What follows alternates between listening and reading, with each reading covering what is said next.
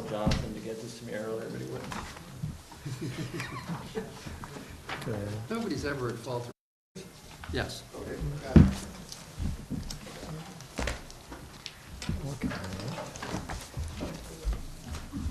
Good evening. I'm glad to call to order the first regularly scheduled meeting of the Granada Community Services District for October 16th, 2014. And if I can find the right page,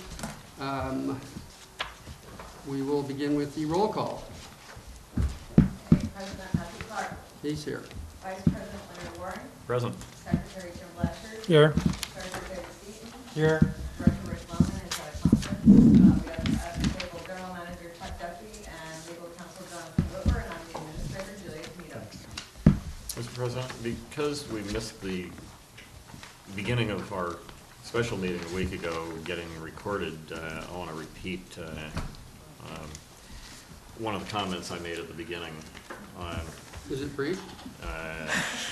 Yeah, since I don't remember everything I said. But it's been 14 years to get here. Some of the people who were opposed to it said, why are you rushing this? And it was always wait for this, wait for that, wait for something else, and we went through that for a decade. And the original proposal was submitted to the board for consideration of reorganizing into a community services district to do Parks and Rec, submitted to the board in July of 2000. So we didn't rush this. It's been a long time coming, and I think this is a really, really major step forward for the community. Thank you. So do I. And I also have an announcement under public comment, but let's take the other public first. We have a speaker request for public comment for items not on the agenda. Gail Erickson, please.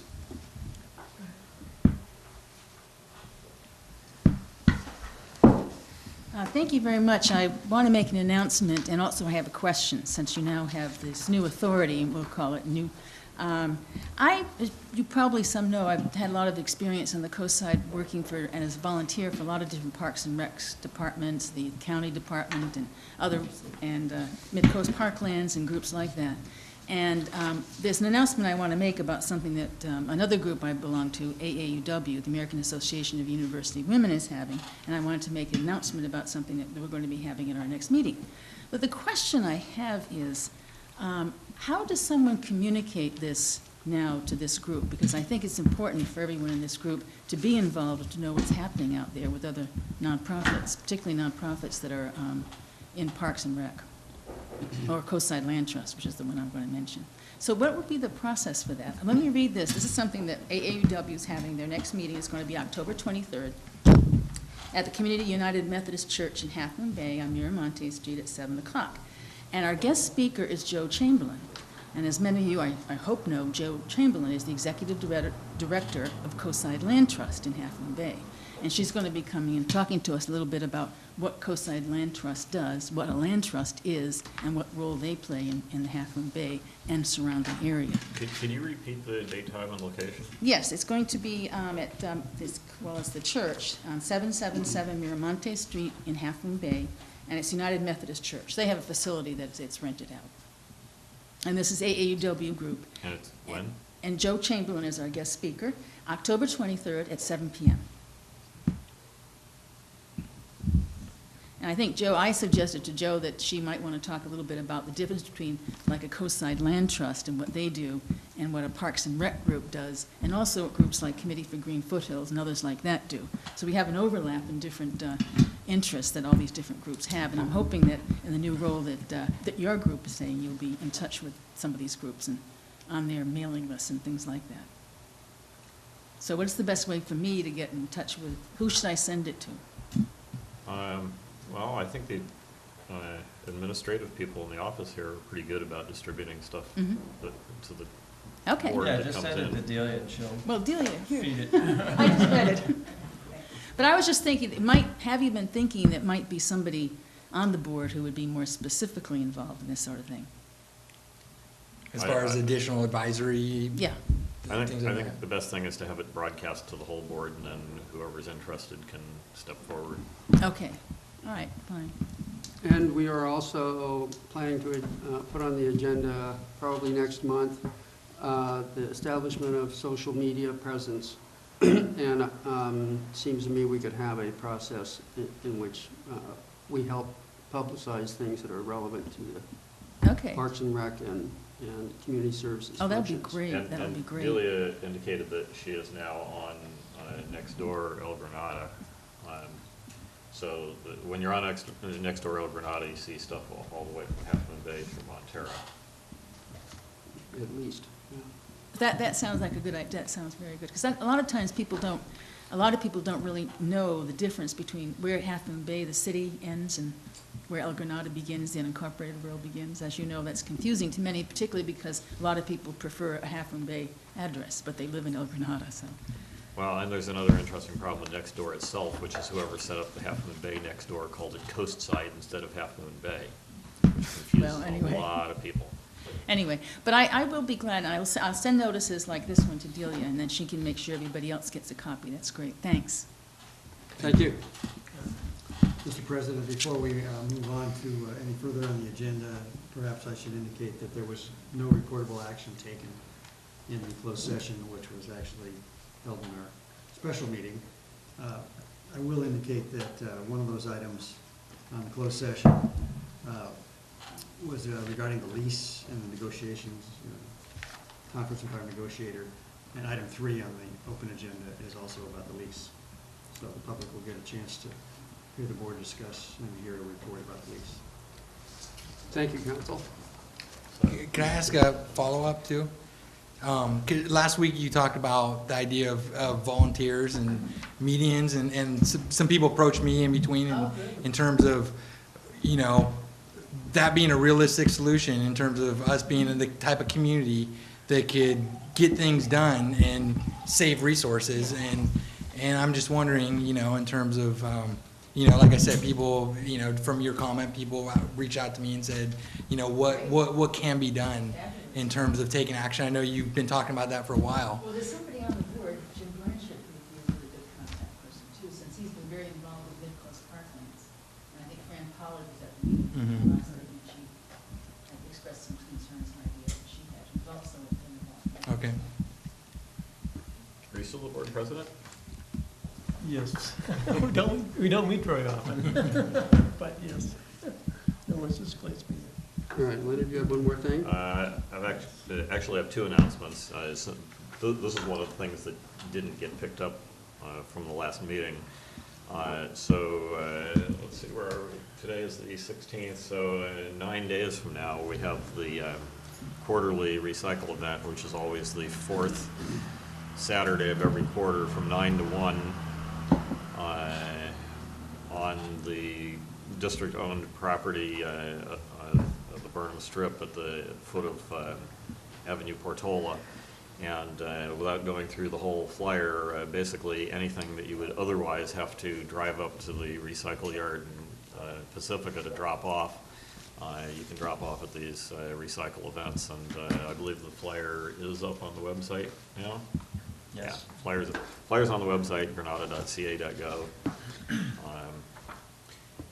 And the other announcement I have is First Flush, which is pretty much all volunteer thing. I've been volunteering for it for literally longer than I can remember, a decade or so. Where at the first significant rain, defined as water sheeting off of the streets, we go out and take samples at storm drains and things like that, so they can analyze and track how much pollution is coming off of the urban area into the ocean. So we can probably still use a few more volunteers this time around. The first flush is expected to be, well, let's see, maybe Friday, maybe Monday. Weather hasn't been terribly cooperative in terms of being predictable. So anybody who might be interested in that, contact me. You can find my phone number in the white pages. Did Sam vote to provide funding for that? Yeah. Or alternatively, contact the Resources Conservation District. during business hours, and they'll connect you up with the volunteer coordinator. So it's kind of a fun thing to do, as long as you don't mind getting wet at 2 o'clock in the morning.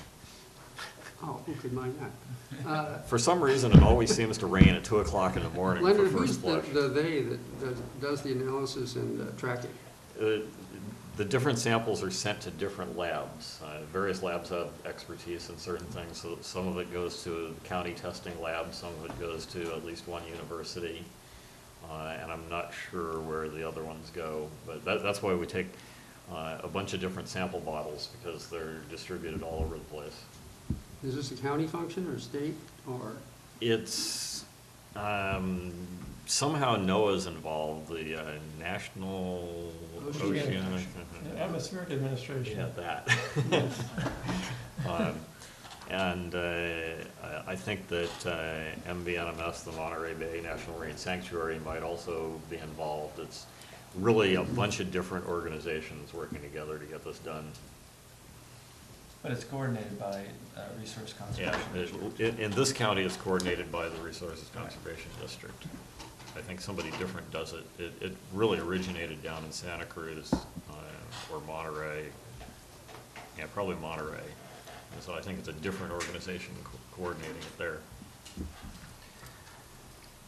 All right, thank you. We will now move to item 1, consideration of semi-annual variance applications submitted for parcels less than 4,750 square feet in the S17 or S3 zoning districts and less than 8,800 square feet in the S94 zoning district. And I think we probably should hear from council just right away.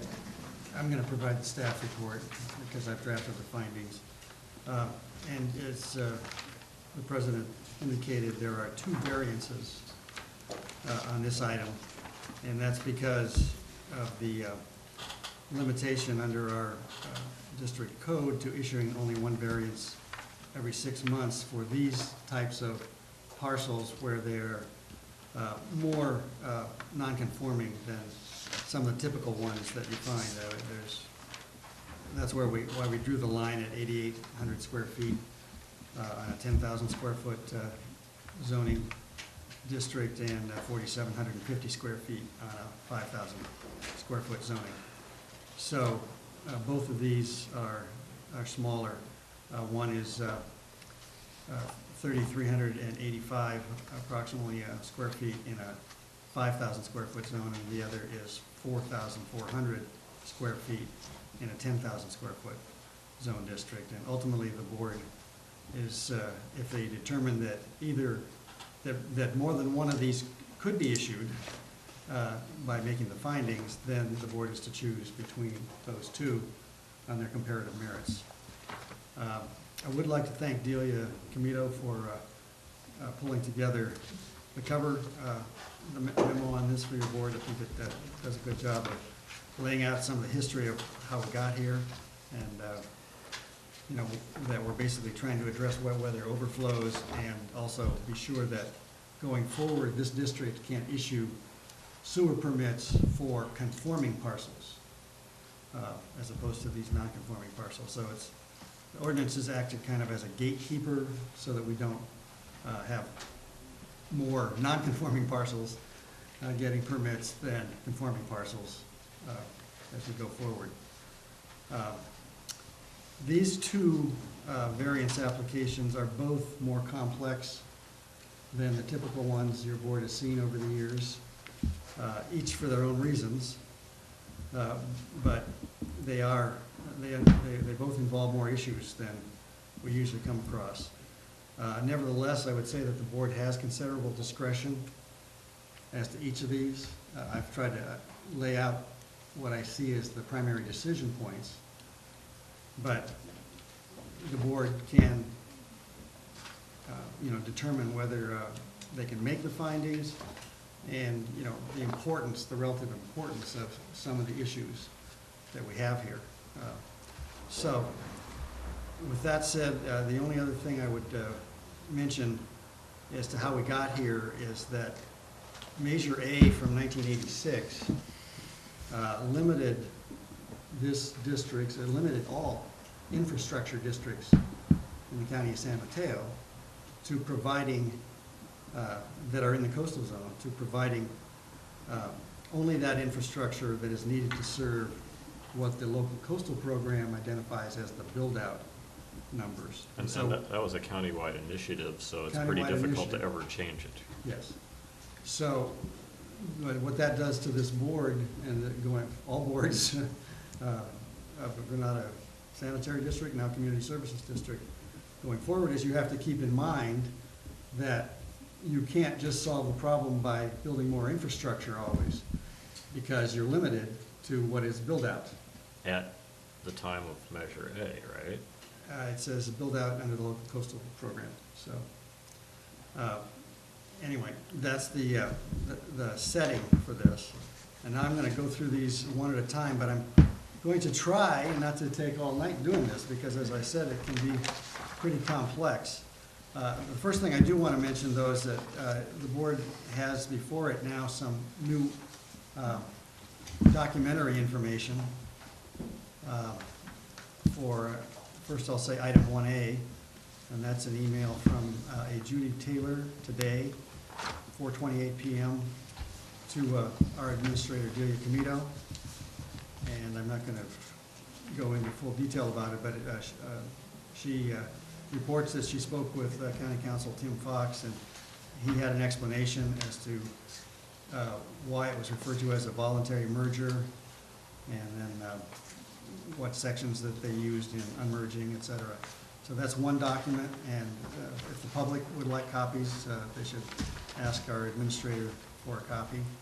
There's also a certificate of compliance that we just received today, it appears, and that's looks like it was recorded on September 18th of 2014. And, is that this somewhere? No. Wait a minute. No, it was at your desk when we all arrived. And then what was just handed out is three other documents. One is July 15th, 2004, County of San Mateo report. It's basically a staff report on an application for this parcel. And it identified the parcel as 3,417 square feet. As I indicated, the surveyor has confirmed that it's somewhat smaller than that. There's also a document, also dated July 15th, 2004, which is a report of the decision denying the use permit for this parcel on the basis that all opportunities to acquire contiguous land to make it conforming had not been exhausted. And then there's a document dated July 15th, 2002, and that was an earlier application for a use permit on this parcel. And it actually has a reference to apparently somebody had gone to the hearing and indicated that they would not be, that this parcel would not be able to receive a sewer permit, sewer connection permit, based on our variance ordinance. I don't think that is actually necessarily true. I think that this board has the discretion, by making the findings, to be able to issue that. In fact, one of these other pages in the documents that I just gave you, condition of approval that was, although it never did get approved, it got denied, but the county was saying that as a condition of approval, they would have to get a variance from, they're not a sanitary district. So that seems to indicate that possibly get one. So, as far as the required findings, first of all, this parcel was, in fact, legally created back in 1913 by being deeded separately from other adjoining parcels. The reason that there has now become a question is that the parcel, there was a recorded notice of merger in 2002, and I'm not going to go into full detail on this, but it was described as a voluntary merger, and it was using the county's code sections applying to voluntary merger. You know, I think that it's not completely clear what the county, why the county chose to say what they were saying at that time, but that's what happened in 2002. then some of the documents that I just handed out will refer to that merger occurring in error. The county is saying that that occurred in error, and that the intention was to void that merger. But nobody ever recorded any document, or I've not seen any documents in which that was officially done on paper. And well, then the way something occurred was that 3 years later, in 2005, the county recorded a notice of unmerger and said that there were now 2 parcels, so that this parcel would be a separate legal parcel. So, and now the county has issued, and that was one of the documents I just mentioned, that somebody, the applicant possibly provided, was the certificate of compliance. So the county is now saying there are 2 separate parcels. I'm not seeing that. Is that one of the things I It's- have? What does that look like? Yeah. It's one that Delia had at the desk, so that's your desk.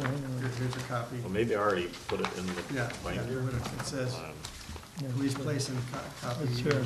item 1A. This one. Oh, there it is. Okay, so I did put it in already. Okay, Now, is this conditional or unconditional? unconditional.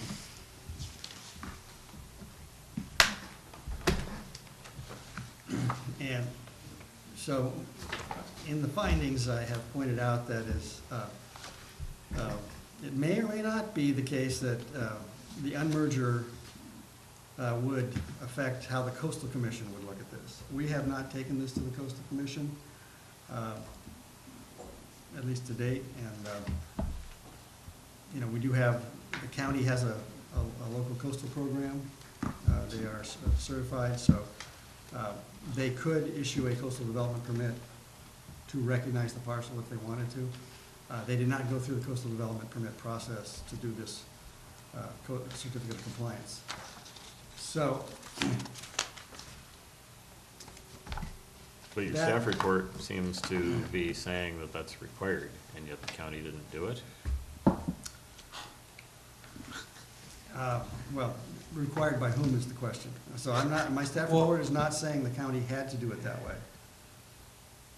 Our ordinance says that that's what we want unless we find that what we have before us is satisfactory for other reasons. But I thought that as of No. some court decision that I no longer remember, but there was a big deal at the time, that CDPs were required for all of that kind of stuff. Anything that creates a new legal parcel in any way, I thought required a CDP. But what that's, I'll answer your question in a second, but just to answer your Director Warren's question, that was about, the first question, was it ever initially created legally? In this case, we know it was initially created legally. Oh, okay. Okay, go ahead. Yeah. And I was just gonna say, I mean, I think the most important thing is, you know, coming on this, parcel merger was undertaken, but due to procedure error by county staff, the merger was voided. If it was voided, it's like it never happened in terms of, you know, I think in that sense, it doesn't matter what happened in between, we go back to the period before, because it was voided. You know, it's null and void, and I think that makes perfect sense in terms of, you know, why they wouldn't need to go through the process again. It's because it essentially it never happened. It was due to an error, procedural error that they're admitting. I don't know if they provided more details on, you know, they probably don't want to expose liability, but they said it right there. So in that sense, it never happened for all intents and purposes. I think from that perspective, you know, I think. So this is why I'm saying that the board has considerable discretion. You're in an area where you will be making a factual determination as to whether what the county did or didn't do is satisfactory under our ordinance. And our ordinance doesn't get to that level of specificity about, well, what happens if there's a merger and then the county says it's voided and then later on does an unmerger. We don't get to that level. You're trying to determine how should we, the Granada Sanitary or Community Service District, look at that now. Yeah. And so you could factually find that what Exactly they what you did, said. that it was voided. I'll Yeah. have some On the other comments. hand, there are facts that another board member could find to say, well, they didn't actually voided on paper that we can find, and so that doesn't satisfy me. The technicality argument in terms of yeah. Right, okay. so the board members will be deciding, you know, Yeah. how to look at that, and, you know, whether there's more information needed or not. That's what I'm repeatedly laying out for you here is, do you have adequate information? And if you feel you do, how do you interpret that information? Because it's factual stuff. There are no cases out there that say, what happens in this case? Mhm. Nobody has come up with a case that made it to the Court of Appeal that was this complex or unusual, shall we say.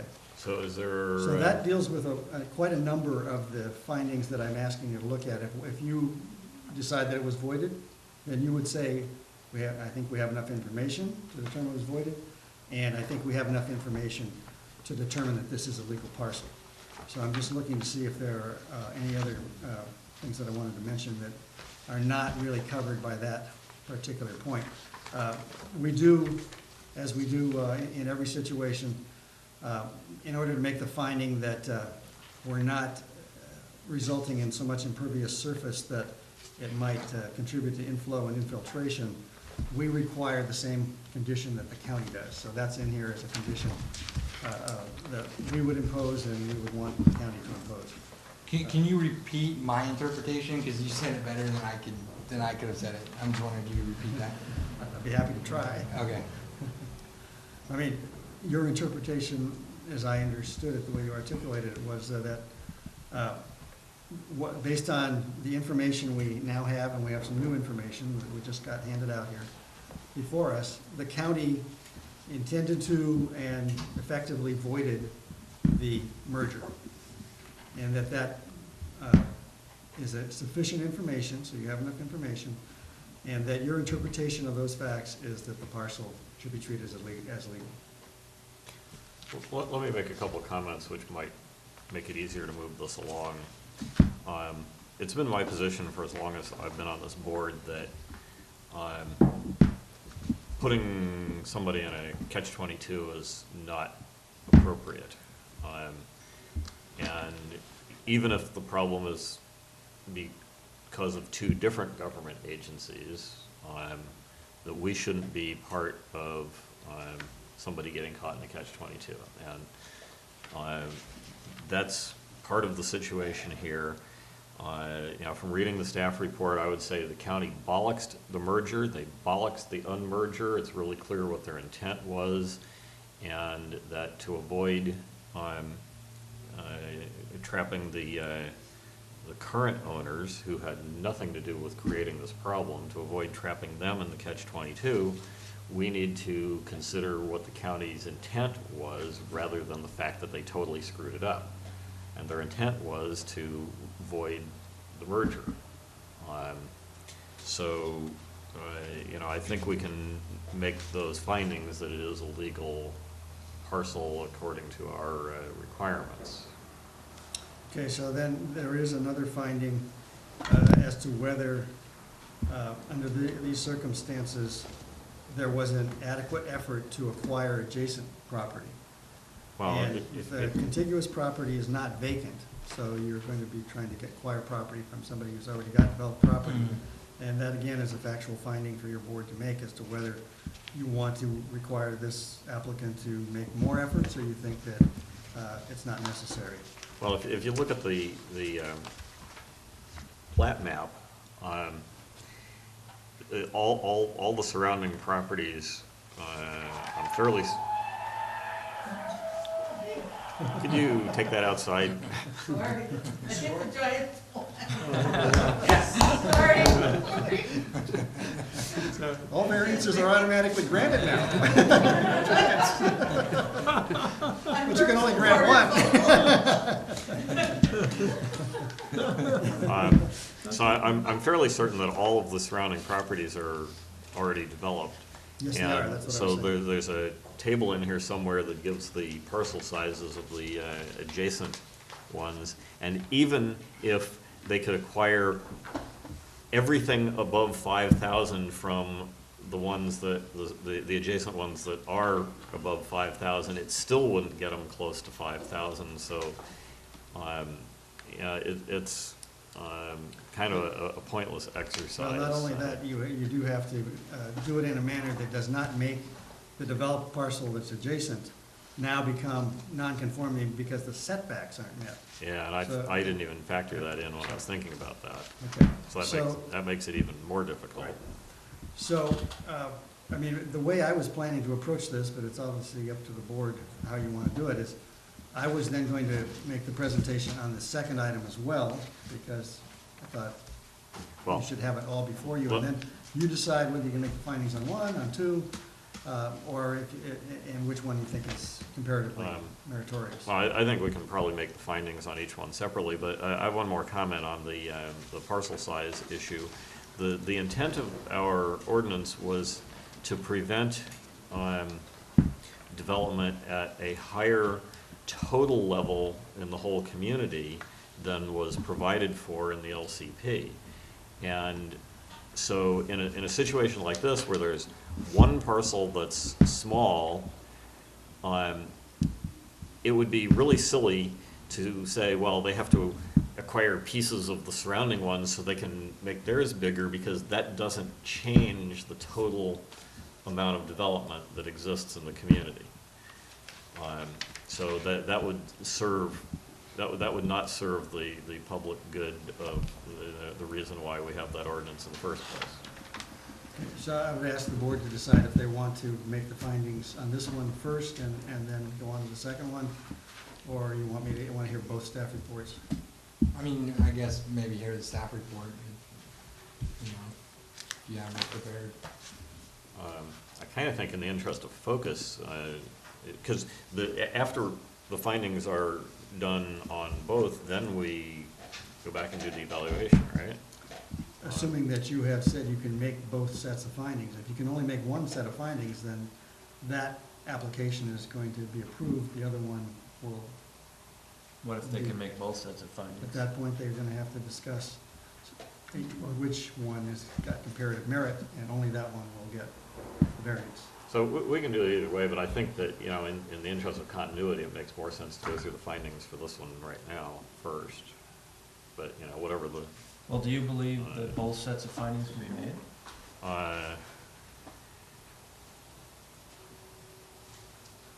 I think we probably can on the first one. The second one, there's gonna be a lot more discussion. So actually, here's another concern that I have about, I think that you should have a staff report on both before you answer Chuck's question anyway. And you should also offer an opportunity for the applicants to speak to you about both of them before you make findings. I mean, I presume that an applicant, if you were gonna make some findings, the applicant might say, fine, I don't need to talk, but they should have an opportunity anyway. Yeah. All right, well, let's go with council's recommendation. Okay. So do the staff Going report ahead. for B, yeah. Do the staff report for B. 1B. Well, I don't know the answer to whether I can make the findings on both of these, and I have a question about 1A5. Under the finding, are these numbers right? Excuse me? I need to understand where you are. Yeah, the square footage, it's, the site plan for the project indicates a total lot coverage of 2,640 square feet, What page are you on? It's 3 of 8. 3 of 8. and that's 29.98%. That's However, actually not right. if the because- parcel is 3385 and they want to cover it with 2640, that's way more than There's 29%. gotta be a typo there, because I know that the 29.98 is right. There's another number in a different document that's totally different from that.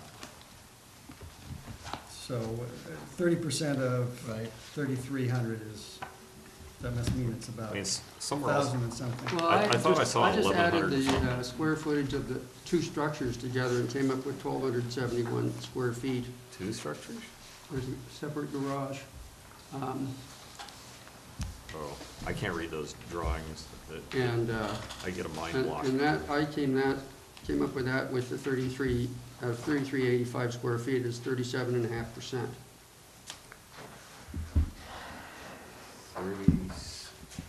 So I guess what I would suggest on that is two things. One, what we typically do is we make that finding if it complies with the county's requirements.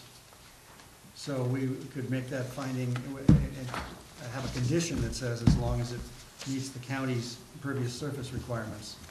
But the county, for this zoning district, for one-story house, county allows 53% lot coverage, and for two-story house, they allow, I'm gonna say 35, but now I'm not sure whether that includes the garage or not.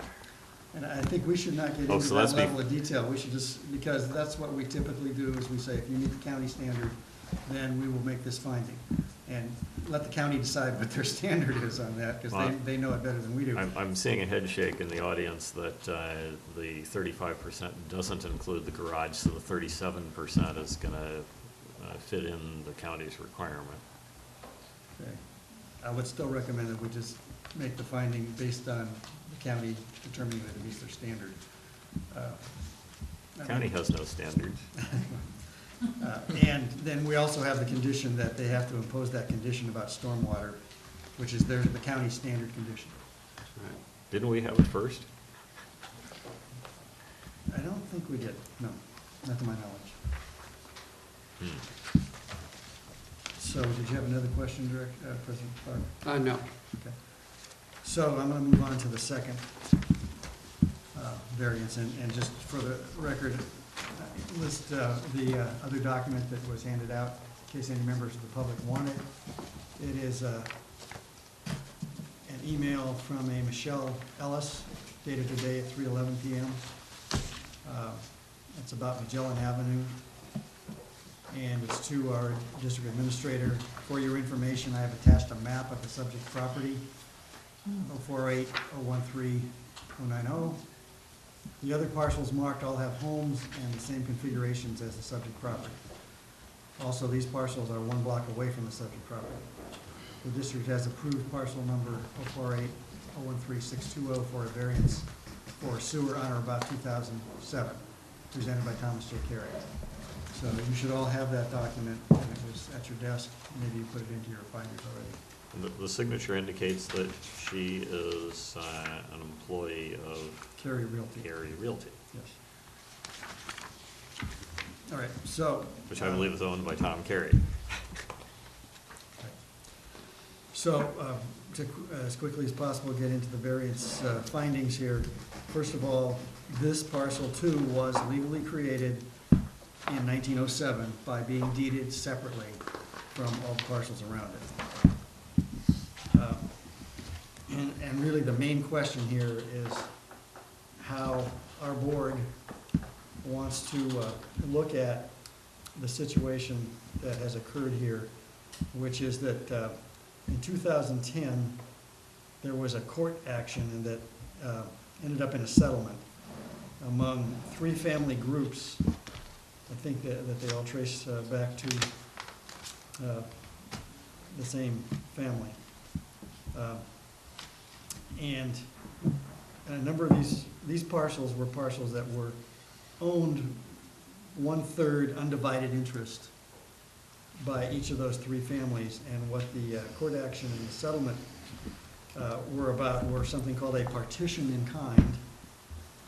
And the result of that is that each family group would relinquish 1/3, their 1/3, so that ultimately each parcel would be owned only by one of the family groups, instead of by an undivided 3 families having undivided interests.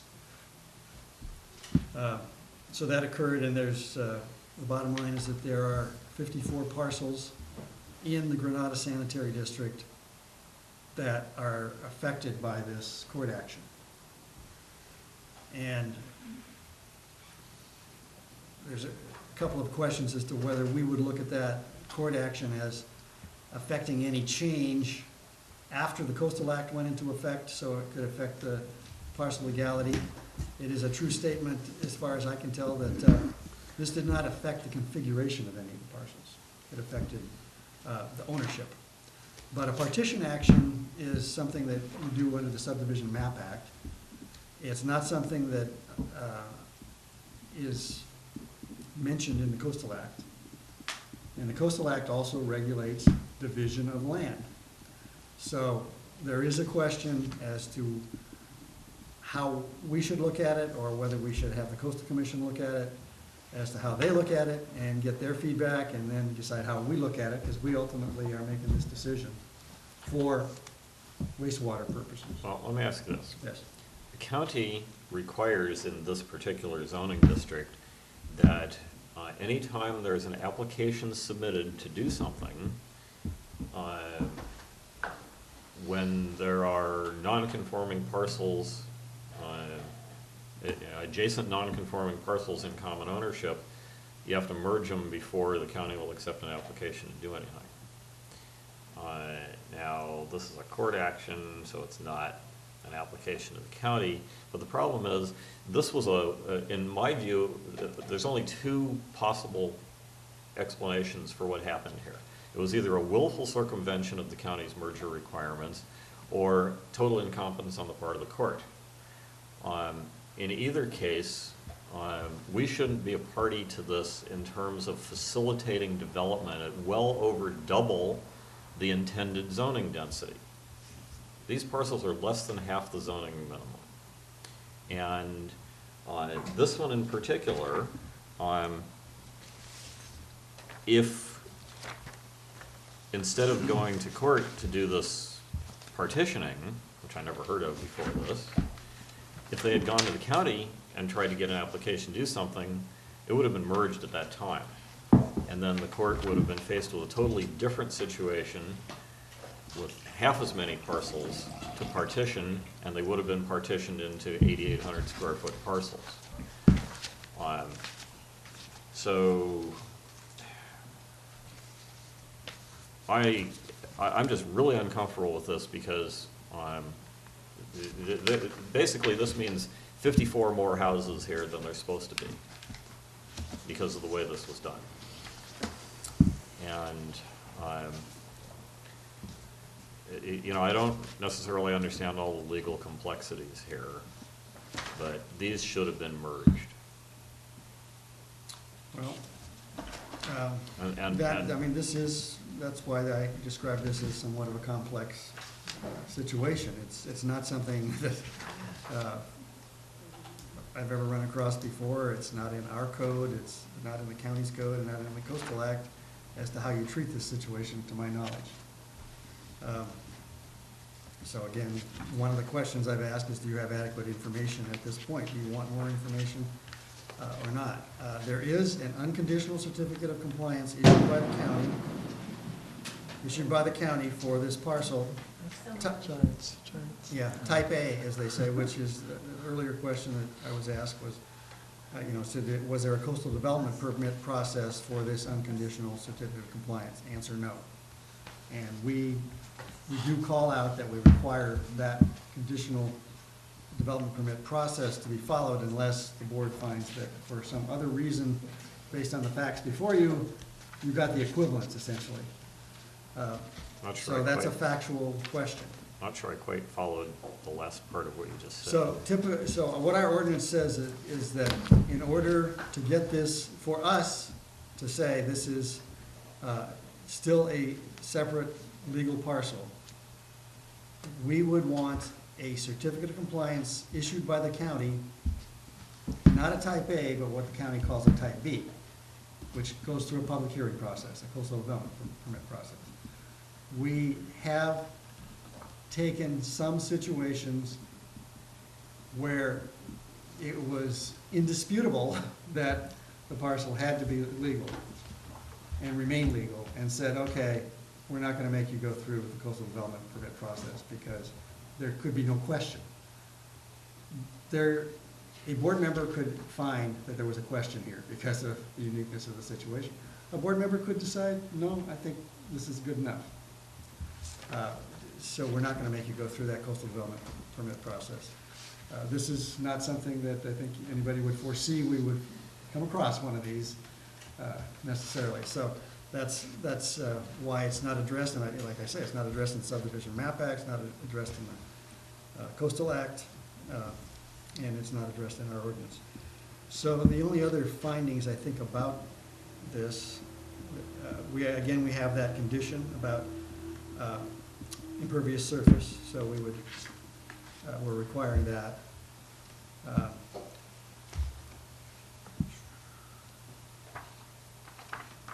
And I guess the other question is there the ability to acquire adjoining property and make it conforming? And has there been a fair market offer made? And I guess this gets a little further complicated if any of the adjoining parcels were owned by one of the three family groups. Which they were. So I think that if that's the case, then I think a board member could decide, I think in that case, we should be requiring more effort to acquire or make a fair market offer to the adjoining property. Okay, but even if it wasn't, even if the adjoining parcel wasn't owned by a different family member, the fundamental problem here is that this offer of interest to purchase adjoining property, the whole process is a sham, because the county makes it really clear that you have to ask, but they know that the answer is always gonna be no. You know, in all the history of this, every one of these we've ever seen, they've always asked, the answer has always been no. There's never, ever been a yes answer, because the property owners know that if they say no, they're both gonna be able to trot over to the county and say, give me a building permit. And so that's why I have such a major problem with this, that the adjoining property owners need to be locked into a room and told, we're not letting you out until one of you agrees to sell to the other one. So the county has its own language about requiring efforts to acquire adjoining property.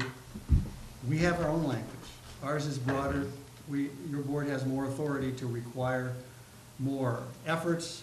I mean, again, in a situation where if there are family members, and they're, like, if that's the situation here, I would say you do have authority to require quite a lot. I'm not gonna try to quantify it, but require quite a lot of effort to either combine those parcels or have one buy out the other, whatever. But I'm not understanding why you're focusing that on the next parcel being owned by a family member. I don't see why that's relevant, because if we make that relevant, all that's gonna happen is one of them's gonna sell it off to a non-family member to circumvent that.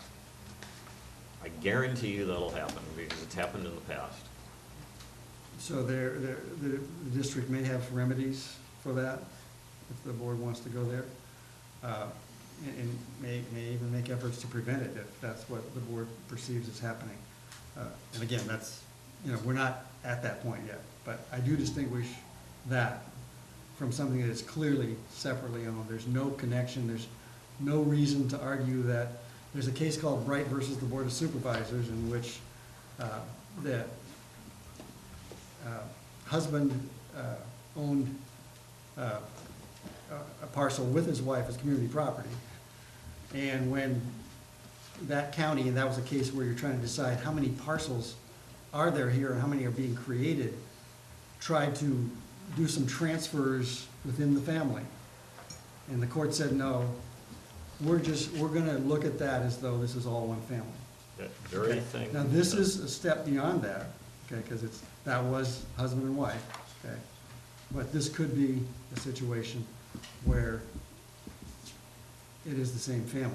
At least a court, what they're asking is there some effort to sidestep the Subdivision Map Act here that we should not countenance, because the Subdivision Map Act, all the cases say the same thing, should be interpreted to bring within its purview as many divisions or partial recognitions as possible, because the object is to end up with a planned community.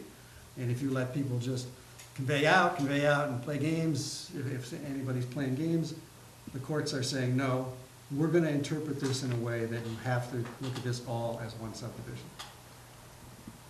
So that's why I say there's a So that distinction. Sounds like it's supporting my position. I think so.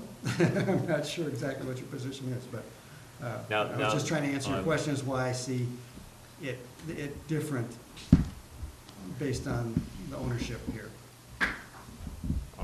The interfamily transfer scheme has been used in this area, and I'm fairly certain that the previous owner of the parcel that we discussed under agenda item 1A did exactly that circumvention to try and avoid the county merger requirement, and that's one of the reasons that the history of that parcel is so messy. Because Yeah, I know for a fact he went into the county to try and pull a permit, and the county planner told him, you don't want to pull the permit right now because we're going to require you to merge the property in order to accept the application.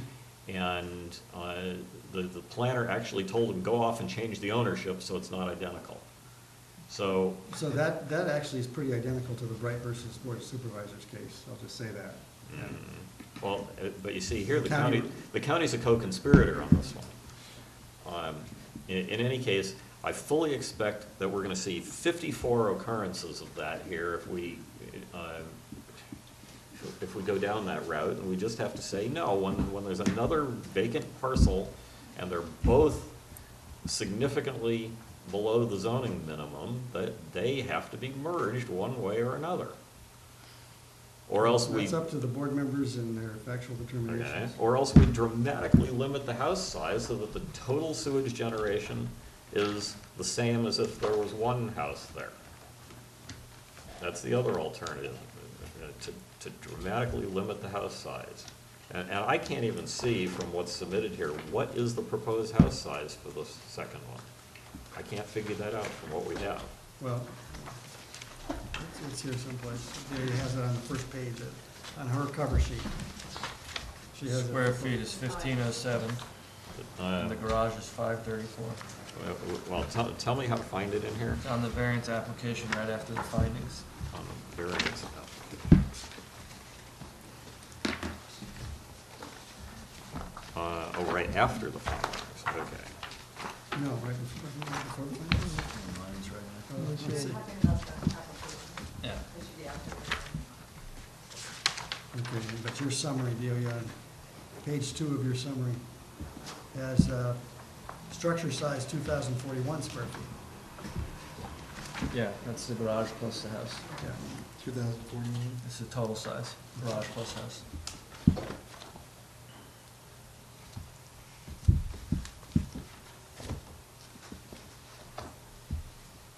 So I guess I'd go to the other board members. It sounds like Leonard can't make that finding.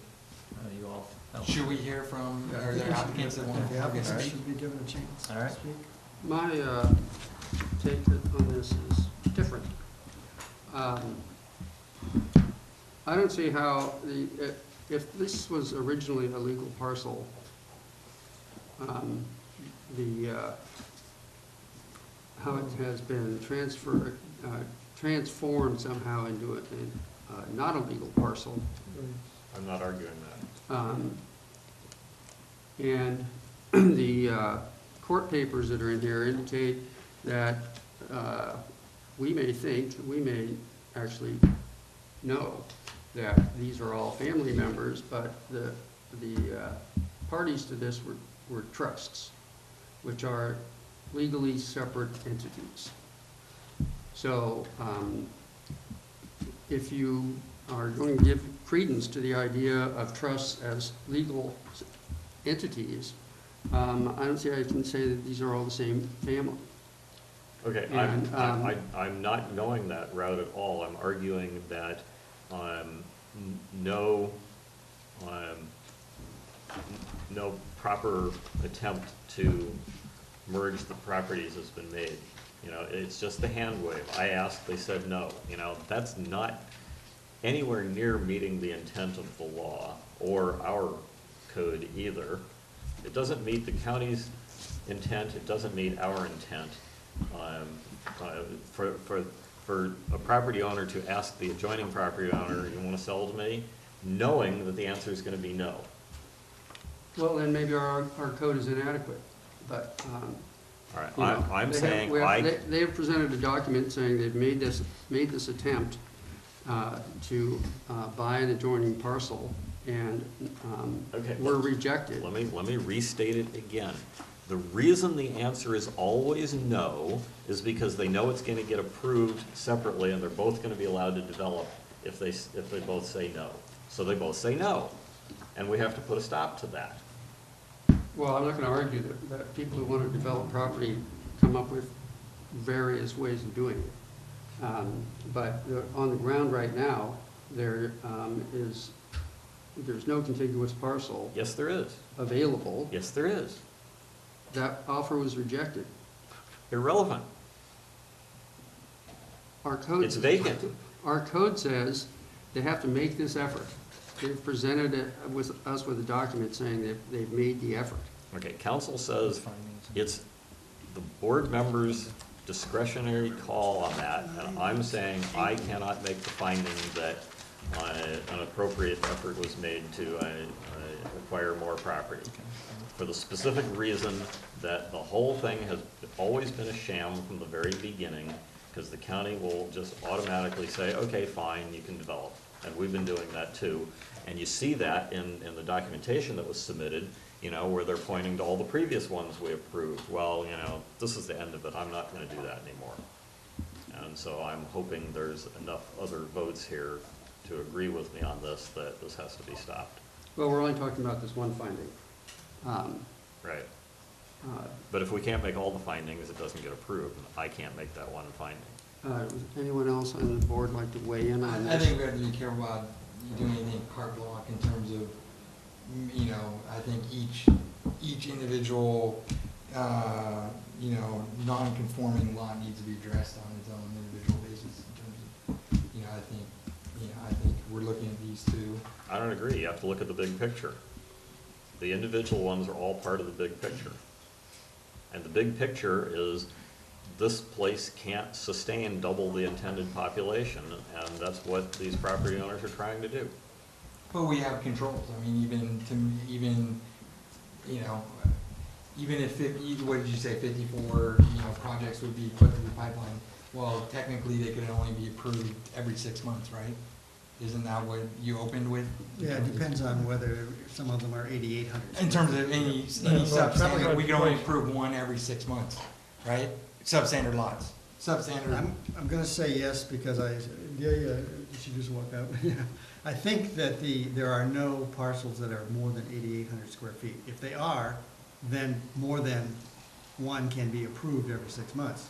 The 8,800 and greater, if the parcel is in a 10,000 square foot zone, we don't have a limit on how many of those variances can be approved. And the ones, Should be close enough to conforming size. the reason that our ordinance is written that way with the 8,800 is specifically because that's such a common occurrence that, you know, we basically just have to let those through.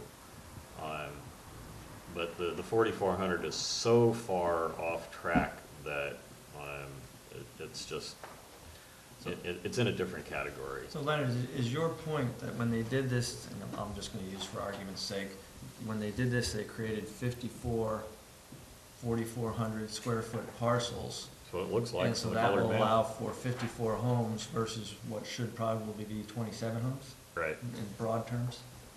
right. Okay, so I said the wrong thing. It's not 54 extra, it's 27 extra. Right.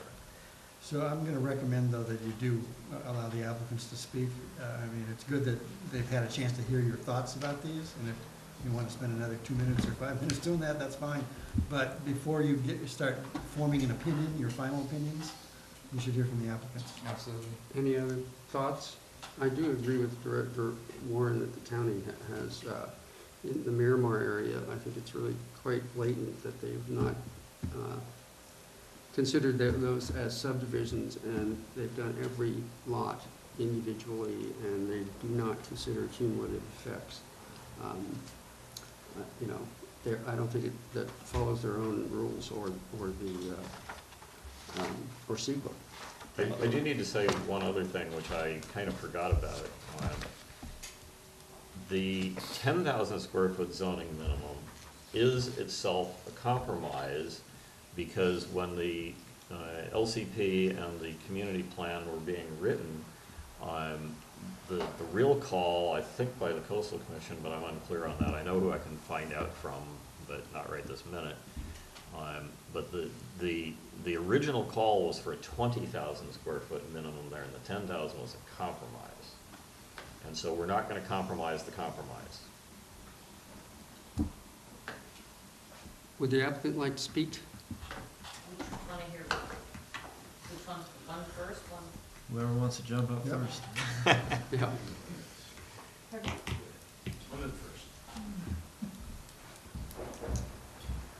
I'm sorry, this procedure is new to me, so my responses might be out of order.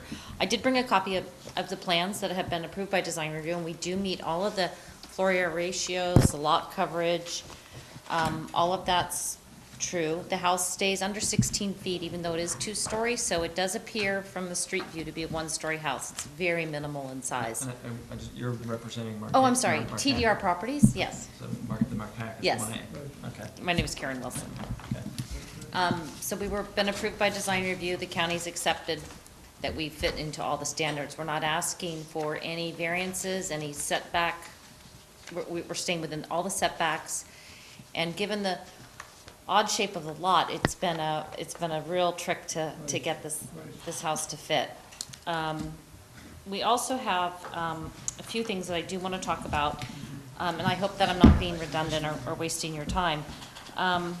This project is a small lot that was designed by the Burnham plant, and we finally have a builder who wants to build a house that truly enhances that intent. And the intent of that lot, when it was designed, was to be a 1-bedroom cottage.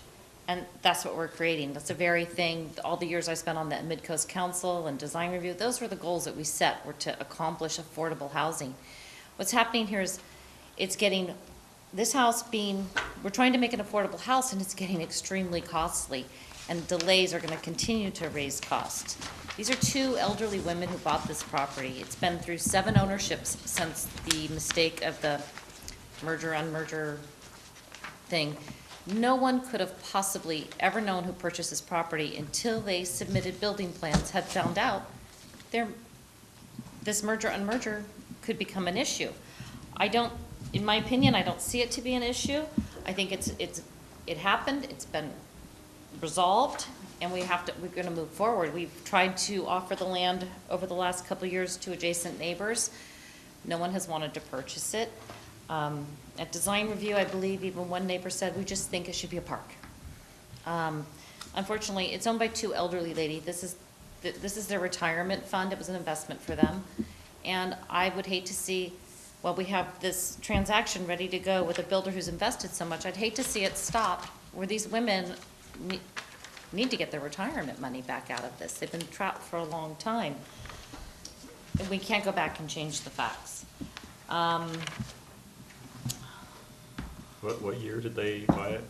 I don't know exactly, but they've had it for a couple of years now. Because it's been 7 changes since that merger and unmerger. So if you look at the record, it's been owned by a bank, and then it was foreclosed, and then it went to another company, and then another business bought it, and it's been through quite a loop, but it's in that chain of title. Excuse me for coming through my notes. What did I write here? I apologize. I'm wondering, is there any, okay, so the other point I wanted to make is I think the goal here with the GSD and the limiting of permits on substandard lots, the lot wasn't always substandard. It was designed to be this lot. This was to avoid the 25-foot parcels by individual people taking 25-foot parcels and building 5 houses or 6 houses when 3 should exist. That was the very intent, and we're avoiding that in this process. I hope for a good outcome for this, not just for these women who own the property in this transaction, but to see an affordable house built. It does include drainage plans. That's a preliminary design is required at design review, and it will have to go through a very significant drainage plan to go through the building process. The county's become extremely strict on that. Let me see, sorry, I apologize. I don't want to waste your time. So my request is that we approve this tonight, in that we can't change the facts of the merger and the end merger, and I'd like to move forward with a very small home that's affordable and fits into the general plan of what the goals of GSD are. Thank you, and if you have any questions or if you want to see the plans, you can pass them Mr. down. President, I actually do have one question.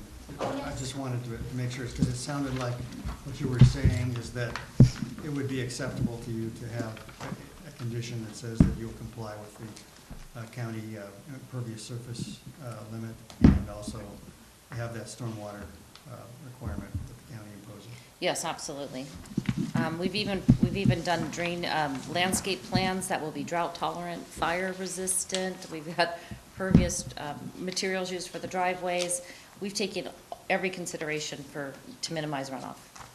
I have a question for council. Can we condition, I guess it would have to be the sewer permit, on a recorded deed restriction that the house can never be expanded in any way that would increase the sewage generation? Well, I'd rather approach it slightly differently.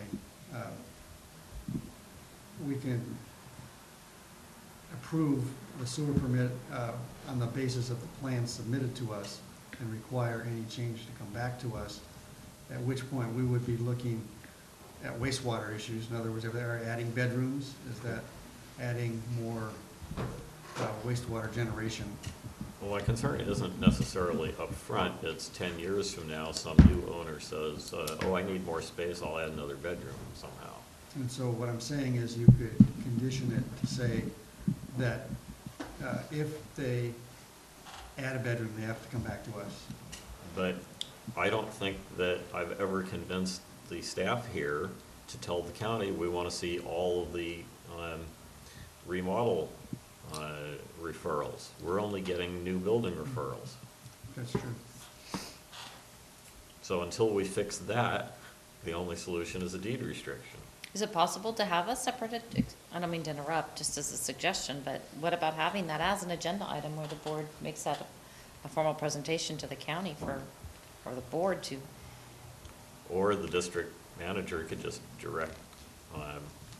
Yeah, exactly. Who is the staff you're talking about? You- I don't know anyone that's refusing to do that. You and We're Dilly fighting have to no get the interest county in, to. you and Dilly have no interest in seeing the remodel It's permits. completely untrue. We're fighting to even just get additions to us, much less remodel Well, permits. okay, And the additions. Part of our discussion as our settlement with some of the other issues we've got going is sitting down with the county and saying, hey, if people do tenant improvements or remodels or add additions, we need to see it because we gotta issue a permit. So- Okay, but lacking that right now, how are you gonna solve this potential future problem? Well, yeah. I mean, we can put any condition we want on the sewer permit, but if we don't find out they're adding a bedroom, our condition's meaningless. Well, if they're adding a bedroom internally, they'll do it and we'll never know about it. What is the procedure with other boards in your experience? What Montera happens- gets everything. If you want to add a sink somewhere, that's referred over to Montera, but we're not getting them.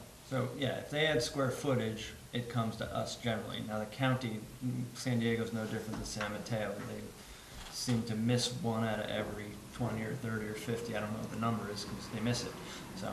But regarding Granada, they're missing 90 out of 99.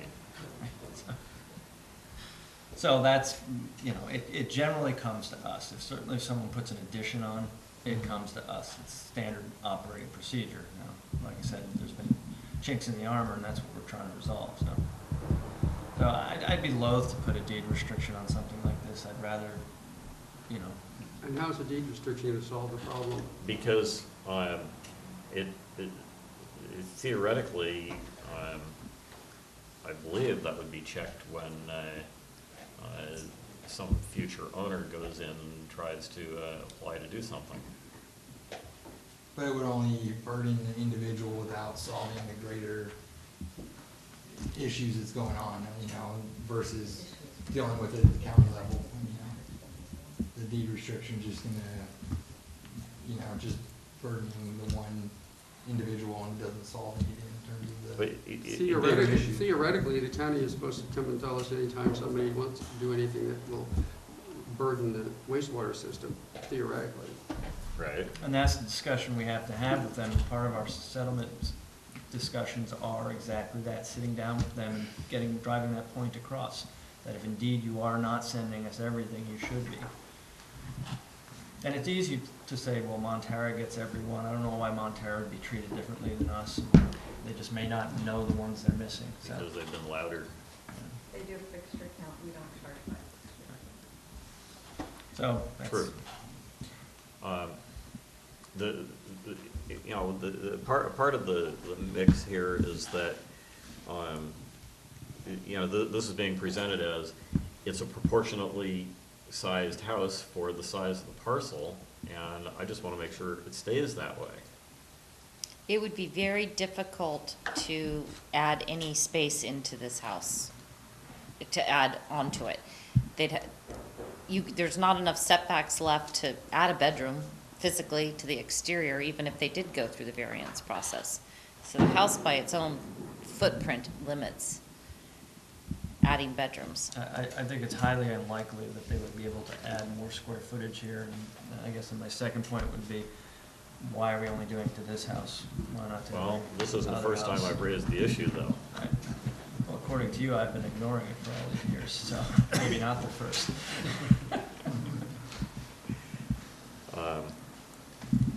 Well, this one, that particular concern may not be an issue because of what we just heard, that it's, I could see in a house where you had clear stories and, you raised elevations where you had lots of vacant spaces and basements, I could see that being more of a concern, but this one there's no place to do it. yeah, I guess if it's physically impossible to expand it. Now, of course, the county does love to issue variances. Even with the variance, there's no room left on the lot. I mean, you could Alright. only encroach into the setback a couple of feet, so you couldn't get a room. You might get a closet.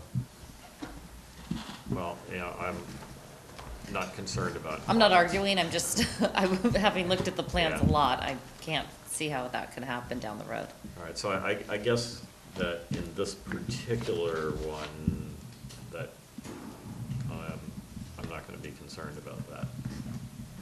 But we should think about revisiting that in the future before there's another one of these in front of us. I just made a note. And I know Chuck as he's addressing in the settlement of another matter. Are we continuing to ignore this? Okay. You're in trouble.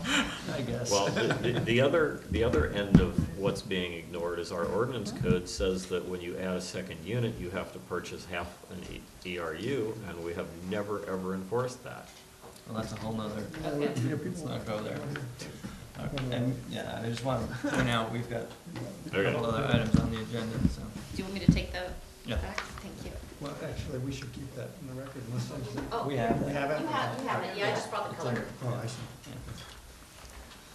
Okay, someone like to speak to 1B?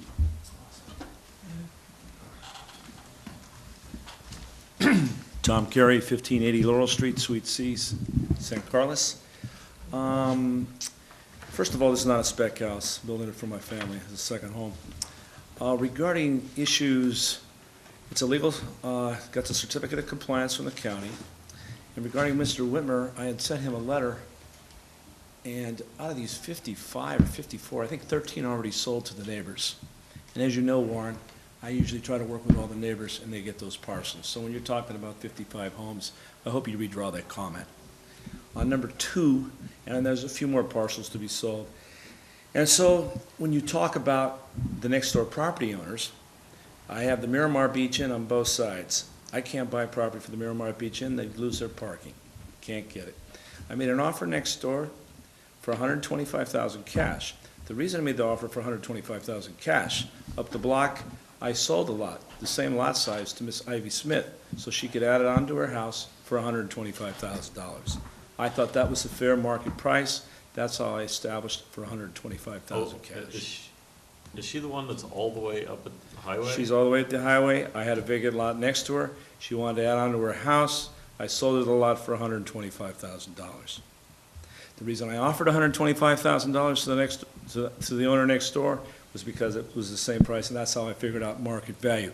As far as circumventing anyway, on those two lots, and Mr. Whitmer has the chain of title on this, they're entirely different owners on those two lots. There was two court actions, but there was different parties involved in mandated court partition actions. You got parcels of properties that you picked out of a bag and got them. This is court mandated. Nothing to circumvent anything about who was going to get a lot or how many building sites you were going to get. So you're saying that each owner involved in the partitioning, it was totally blind random? Blind. Meaning they didn't know, you said they picked out of a bag, so that's A packet. a blind pick. There were two different partition actions because there were so many different parties. And these two lots are different parties of owners. It wasn't the same ownership. Right, If you look at the chain of title handled to Mr. Whitmer, you'll find that out. okay. So there was no way to merge these parcels. So I made the market value for the individual now has a property next door. I couldn't get it. I don't know where I can get another piece of property. I want to have a place where I can live and have a second place in my family. Yes, I wouldn't mind having a bigger house, trust me. There's a sewer, I think, assessment bond on this property for probably the last 16 years we're paying on that, on all of them. And that's a good reason why a lot of these already sold, Lauren Leonard. So I hope you really retract to look at that 55 figure, and I told this to Mr. Whitmer in a letter and an email to you. Yeah, I stand corrected. Thank you. On the other side of the highway, I merged over 33 lots, which they also, on those lots, gave back the excess sewer. We have a parcel right now, I don't even know, it's 4.5 acres, which we told the county to sell. We're assessed for 10 sewers, we only need 1. There's excess sewer capacity that you've assessed us that we don't need. So if you have any questions about the parcel, that's what happened. It's, if you do a partition action, and one group was 5 draws, one was 3 draws, and A, B, C, and that's what you got. And this included other counties. So this is not the only property we own counties on. It's not like about 10 other counties. So this was not something, this was, it took over 6 years to get this done. Wow. We had a court mediator, 2 different judges, and that's how it worked out. So I got that piece, and I wanted something that could have a water view. I'll be honest with you. I face the water, and I want that lot. I want that house to be there. And I put an elevator. If you look at my plans, a little elevator to go up there. I thought there's a hotel or inn or something between that property and the ocean. No, it's a Miramar's parking lot. It's on Oh. both sides. The Miramar parking lot goes Yeah. 4 lots away in the back. In fact, it Yeah. goes beyond my lot. So that's how that worked out. If you want to put this ordinance on, when you come in, when you submit here, and you sign, you don't refund fee, but to get the certificate of compliance costs you $1,700. And you go through that process. So then you have to hire your architect to get the plans drawn, to get it submitted. You're in there another $15,000. You gotta hire your surveyor, you gotta do all this. If you wanna make a stop to anyone coming in, make it now before people get involved in the process. There's a lot of time, money has been spent. And the reason I put in the addendum to you, on this same lot size, Leonard, you voted for this in 2007. Same lot size, 1 block away, it was a 5-0 vote. Mr. Whitmer was here. Same lot size, same block. Again, if you don't, I don't want to take away the other application, that's fine with me. I hope they get it too, I feel for those 2 ladies. But I don't mind waiting 6 months to get it. I'll wait 6 months. I'll wait 6 months, but, I submitted this application in May, so I waited 5 months to get here. I'll wait another 6 months just to get the sewer. So this idea that all this can happen and this mass is coming in, no one's gonna pay that money to do it. I'm only doing it because I want to live here as a second home. The spec market's not gonna do this. It's just not gonna happen. It's too much variables. So I just don't understand, I don't know you're coming up with this 27, 55 home figure. And so I'd like to get the variance. I'd like to know in 6 months, and any questions I can answer, I'll be happy to. But, that's the Anyone got any code. questions? But these lots are sold, Leonard. Next door neighbors own them. So I would like to say that, you know, in the past, I have publicly said I appreciate that Tom has, in fact, put a lot of time and effort into trying to merge, to avoid developing non-conforming parcels. So, you know, I do want to emphasize, I appreciate that you've done that. But this is just, you know, really miserable situation here for a whole bunch of reasons, only some of which are in your control. All right, anyone else got questions? All right, thank you, Tom. Okay. Why don't we just ask if there's anybody else here to testify about this, so. I don't believe there is, but I'll ask. Is there anyone else who would like to make any comments about either one of these variance applications? No. Thank you. Okay, so now, do you want to ask the board if they can make the findings on 1A and then 1B and then Yes. go forward? All right. So are we gonna go through one by one? I think we've That's what reviewed I would them one by recommend, one, yes. but you want to go through them again? No.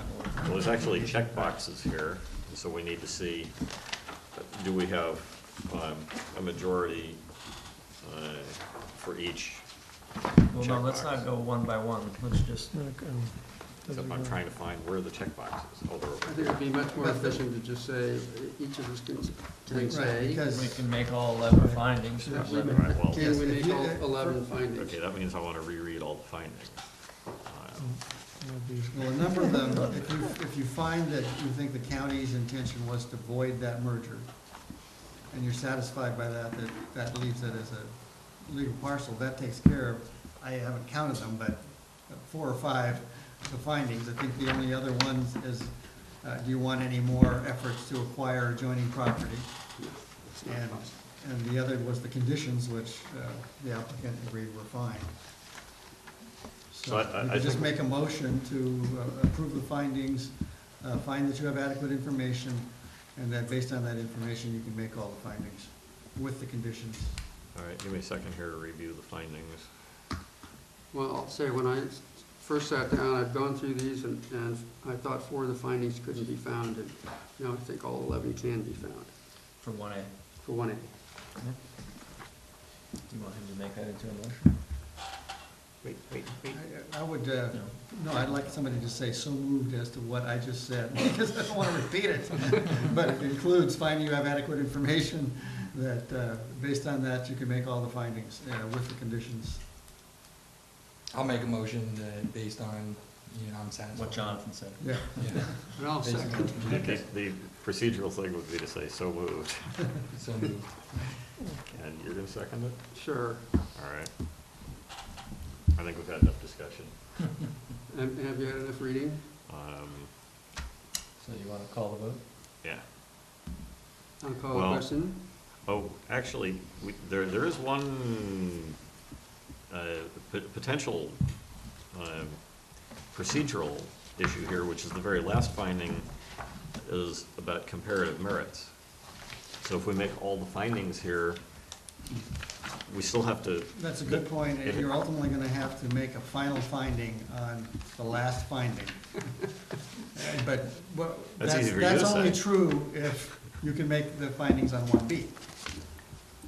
So, do we need to consider this motion regarding findings 1 through 10, and Yes. we're deferring 11? Yes, you can make the All right. findings 1 through 10.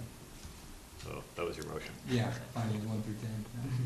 All those in favor of the motion as stated, say aye. Aye. All those opposed? All right, So now we're gonna go to B. and now look we at, need 1B.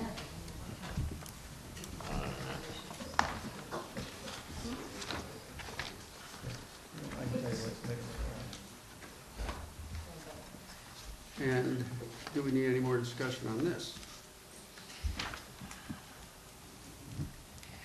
You know, I'm just really torn on this because of what I already said, that the offers to buy and sell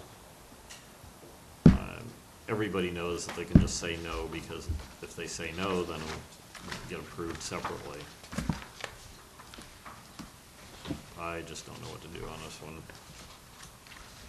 Why doesn't I somebody? think I think what we do with that, Leonard, is maybe that needs to be addressed in the ordinance codes as to what constitutes a fair offer or something.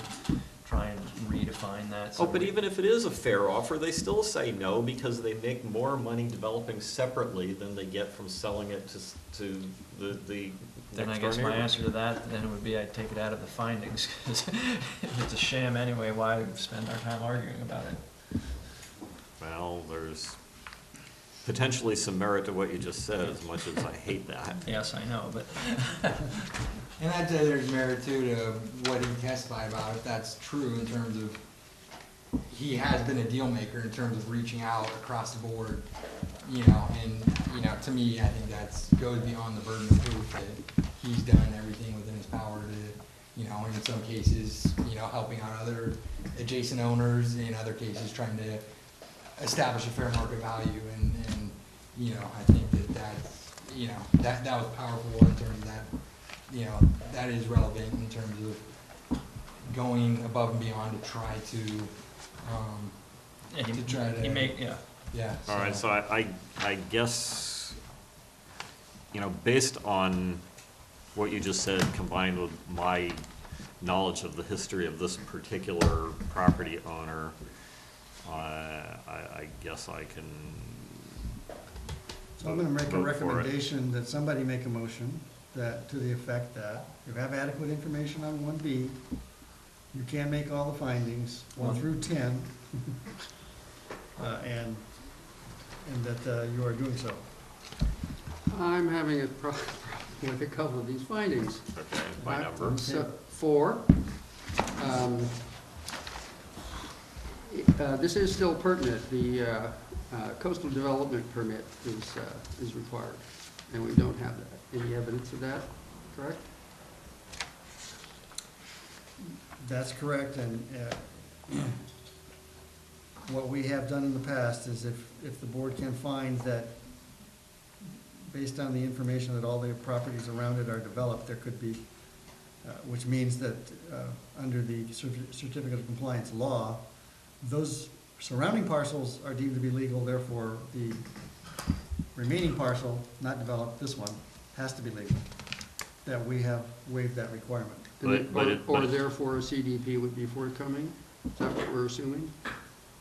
No, we're assuming that it would be basically a futile process to go through a CDP process, because the county would have to find it legal because they've already found all the surrounding parcels. But I thought the parcel on the east side of this is vacant right now, isn't it? Yes, Yeah, yeah, so, so now you've kind of lost me. well, that basis that they're all developed is not gonna work. Okay, So, but how does that affect Matthew's concern for finding 4? well, it's pretty hard to make unless you require them to go back and do that. And have ask the county to do a CDP process on the certificate of compliance that he got. Well, the applicant graciously said he would wait 6 months, maybe he should go do that. Yeah, the killer is the county charges a totally ridiculous amount of money for CDPs. I was gonna say 4, okay, it's now 5. Nuts. You know, we had to pay a CDP fee of 4,000 and something to put half a dozen doggy waste collection stations around town. Is the adjoining property gonna get an unconditional certificate of compliance, do you know? Oh, no, Don't know? doesn't, not interested. Hmm. They, you know, many members that I do know, don't really like to sell property. As you know, nothing's been sold and developed over there. People like to keep it for their kids. Well, the reason for this one is for me. So we're actually gonna see you tootling around town? Only on the weekend. So the best suggestion I can come up with is that You make findings, the other night, well, you had some other questions, but you make the findings you can make, so that he at least knows that you instruct staff to work with the applicant and the county to find out if there is a way that the county has of establishing that this is clearly legal in there without having a certificate of CDP. In other words, ask the county if there's a way that the CDP process can be met without going through a CDP process, because they know some facts as to why this parcel has to be legal. I have no idea whether the county has a procedure to I don't either. not do their procedure. I'm just trying to find a way that he doesn't have to go spend $5,000.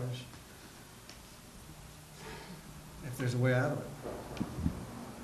Or you can amend your ordinance in the next 6 months.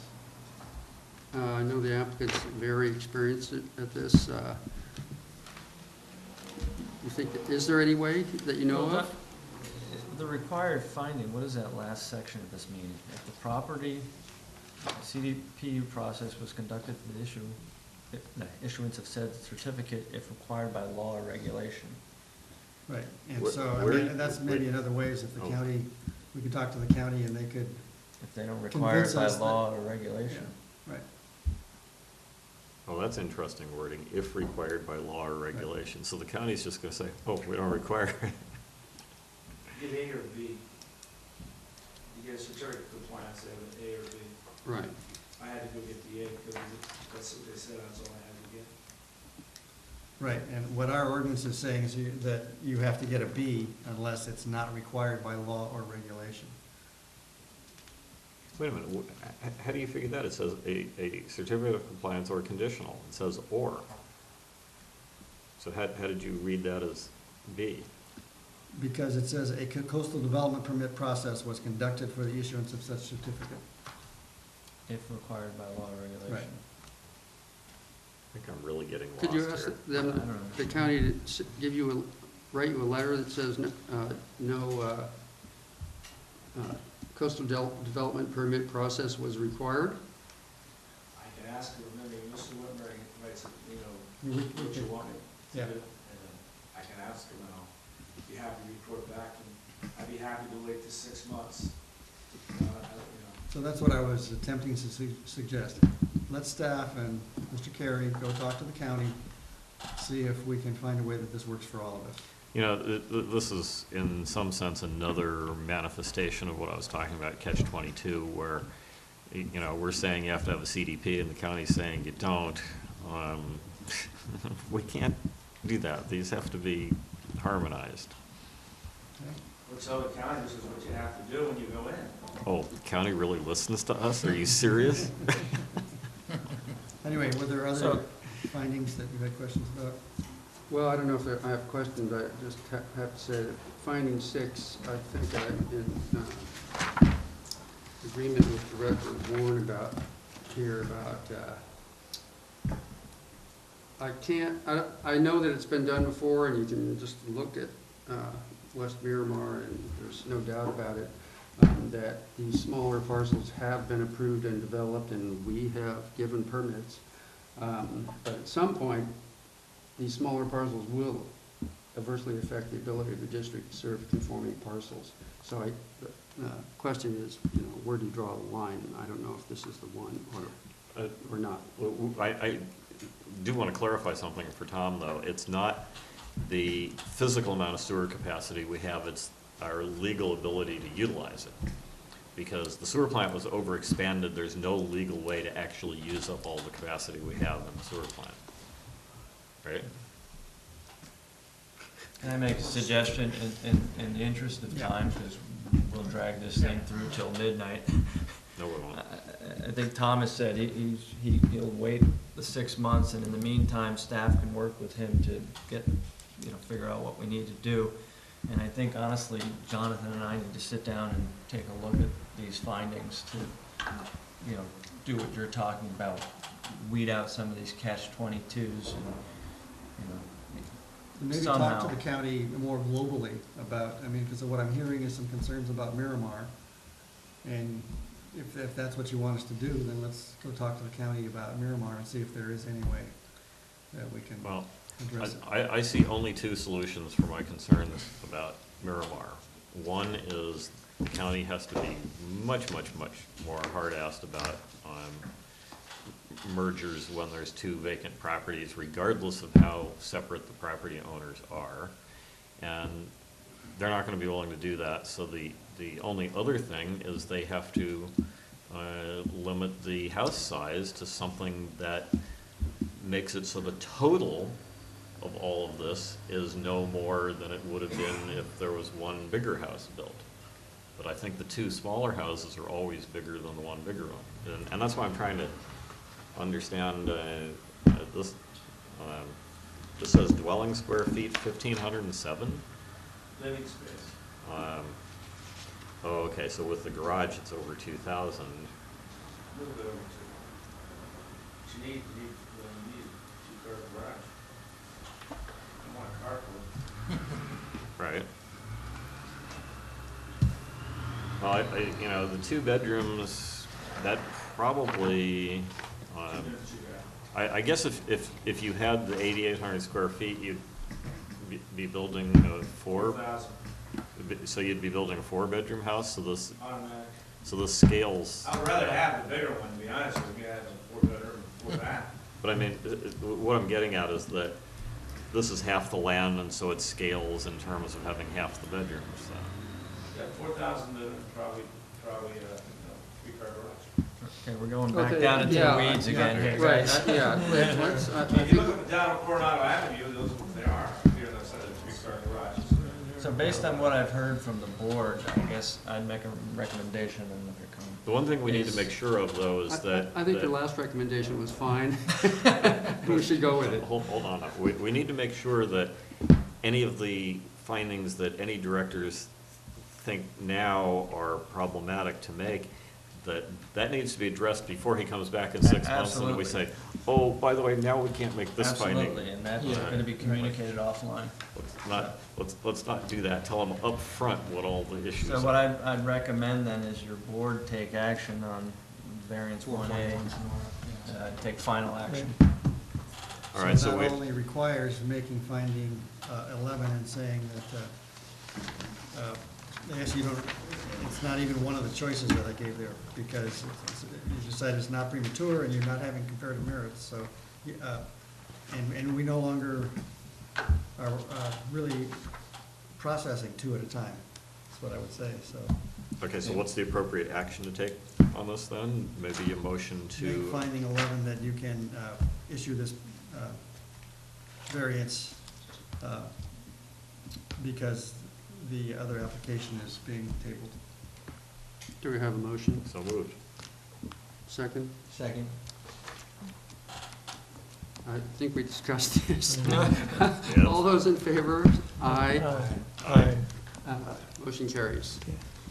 We appreciate your willingness to wait 6 months anyway, too. We appreciate that as well, so. Absolutely. Okay. And so Tom will be in contact with you. Thank you very much. Thank you. Thanks, Tom. Those were Salt. What was that? Those were Salt's neighbors. All right, item number 2, consideration of new franchise agreement with Recology of the Coast for solid waste and recycling services and potential related rate increase in fees and charges and initiation of the Proposition 218 process. So where's the list of what's different? The list of what's different is listed on my, what's significantly different is what's listed in my agenda memo, which is a heck of a lot. So obviously, different rate chart, which I provided to you, and also that they'll be providing new cans as part of their collection program. Okay, so you're saying that there's no meaningful changes other than the rate sheet and getting the can? We basically took the markup that Montera did, and we tried to. And you forgot to change the phone number. Oh, did I? Yeah, Yes. I knew I'd missed one of those. I caught the address, but not the phone number. I looked at it, I said, Yeah. 7283545, and I went into my phone list, I was like, yeah, that's who I thought it was. So, the only other, Delia went through the agreement, and she said the new one provides exclusive rights to serve debris boxes which We've always had The that. old one did too. that's what I Yeah. thought That's too. all- It that's- seems to think it didn't. Well, it's a little stricter, Yeah, it Yeah. was more. so we can. How could it Right. get any stricter than it was before? This one says if we notice it, we have to report it to the sheriff. Okay. Oh, we have to report it to the sheriff? What? Right? Yeah, that's what it says. Because I did not read through this quarter-inch thing of paper, that's why I was asking what's changed. All right, Because I so refuse to read a quarter-inch of paper when Yes, you can just please. give me a list of what's changed. we have a curbside bulky goods collection goes from 3 times a year to 4 times a year, which is the recycling day, or not the recycling day, that's curbside pickup. So that's what used to be the postcard mailers, but now you just track it in the office. You call us, and I was telling Chuck that Granada is the most heavily used users of the bulky item, more than Interesting. Pacifica even. Wonder why? So, I guess It's good. the larger issue to some extent is they're gonna use the new cans and whatnot, and I provide you a comparison. Even with the increased rates that they're looking for, we're still, I canvassed maybe, I don't know, 20 of the different cities and municipalities in San Mateo County. We're down in the bottom third of them in the rate structure. We're pretty much equal with Montera and Half Moon Bay for the 32-gallon Wait, back can up. size, which is 90% of the people use. Back up. Our rates need to be identical to Montera's, or I'm voting no on this. Well, are they identical? No, Why? because it's different. In Granada's sanitary district, you have Pillar Point Harbor, which is a completely different, you have 3 times the amount of commercial customers in El Granada than you have in Montera. And Montera right I now. don't understand why 3 that's times, relevant. because in the commercial customers have a lot heavier weight in their trash. So are our rates lower than Montera's? They're, in some respects, yes, but I can't say that right now. They're going through a new rate setting process right now. Are our That resi- hasn't been finalized. Are our residential rates the same as Montera's residential? Very, rates? same thing, we're going through a rate setting, but, I mean, it's close, very close. Here's why I'm so upset about this. Because we haggled over this for a long time. I didn't think we were ready to go, but some of us were being pressured by some community members. Why aren't you signing a contract already so we can get the new cans? And in hindsight, we should have just held out and remained with our wagon hitched to Montera so we'd have identical contracts and identical rate structures. But the killer here is that when Montera signed the contract with Recology, their residential rate was 25 cents a month higher than ours, but they got the cans. And so we got screwed in that, and I'm not gonna let it happen again. Because you did not want cans at that time. All you wanted. We didn't wanna pay for them. Right. And so Montera effectively didn't pay for them. If they got them for only 25 cents a month more, they didn't pay for them. Well, And David, a little backstory, because you weren't here when this was done 2 years ago. So Seacoast Disposal was bought by Recology, and then we went through this long rate-setting process and basically beat Recology over the head for quite some time. They provided us with all their operating costs for the coast side, and when we put the new rate structure into place, it showed they were still losing money on us, but I think as part of their broader company strategy, they were willing to take a little haircut here to develop a long-term presence on the coast side and elsewhere. So that was kind of what happened 2 years ago, and even now, I think you guys are pretty tight, right? we're, with the rate increase, we're still 40% under breaking even in Granada.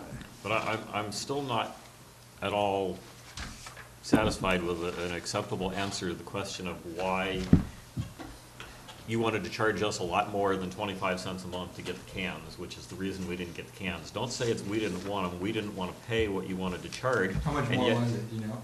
it was a few bucks a month more. Actually, I think they wanted us to buy them outright, or, our No. customers to buy them outright. No. But in any case, it was a few bucks a month more on, because those things are ridiculously expensive. Montero's only paying 25 cents more, that's your argument? Montero basically got the contract we got, except for 25 cents more a month, but that included the cans, which we didn't get.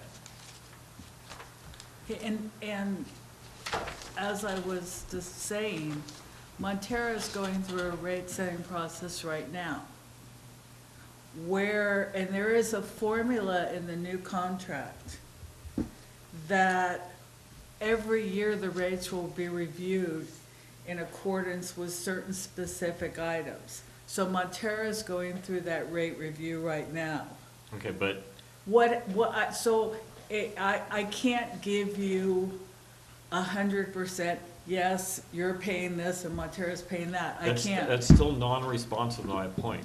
Can you tell I watch a lot of legal shows on television? That's non-responsive to my point. My point is very specifically that they got the cans for, effectively for free, that you wanted to charge us a significant amount of money for.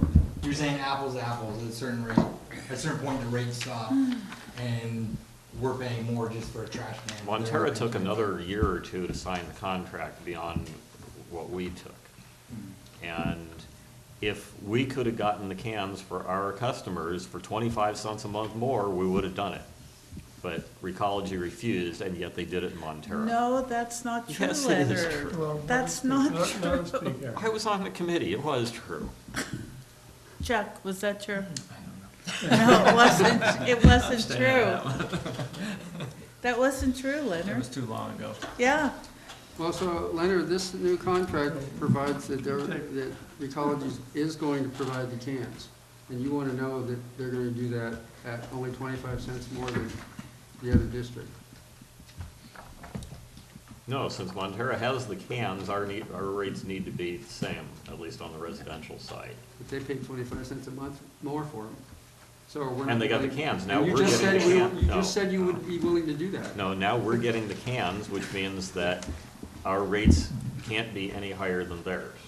but But they're Leonard, going through a rate restructure. so they're we going don't through a know. rate restructure, and that was how many years ago, and things have changed in so many years. Costs have, the dump fees have gone up 3% the last 2 years. To your point though, are you kind of arguing that there's the variable cost of the collection, but the trash can, that's fixed essentially in terms of that 25 cents should be across the board in terms of No. that additional, whatever that additional fee is for that same trash can? I'm just arguing that the two districts need to have the same customer charges for the same service. But you can't go backwards, and that's what you're asking to do. When are they gonna finish their rate restructure? Would they just started? So I don't know for sure. All right, then, I suggest we only approve a one-year fee schedule. But that's That all mean- you're And if that getting. means a one-year contract, because I want to revisit this after Montero's restructure is completed. We're not going to have our customers paying more than in Montero just because they're harder asked about negotiating than we are. And I really want to resync the contracts. I want to get the expiration dates. For a number of years, the contracts were identical and the expiration dates were identical. The expiration dates are identical now. So Okay. everyone's contract, and that's Montero and Moss Beach, Oak Granada, will all expire December 31st, 2017. Everyone will expire at the same time. All right, so that's good. So now we come back to, I don't want to approve the rate schedule for longer than 1 year because I want to see what Montero's restructured rates look like.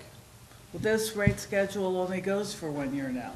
Every rate Because we're schedule. We're always already chasing out until always chasing our 2016. tail here a little bit. Every rate schedule goes for 1 year now because there's a rate-setting mechanism in the contract. As we used to have these discussions all the time, now if someone stops you in the street, and Leonard, this was a concern of yours, If someone stops you in the street and says, why am I paying X, Y, and Z?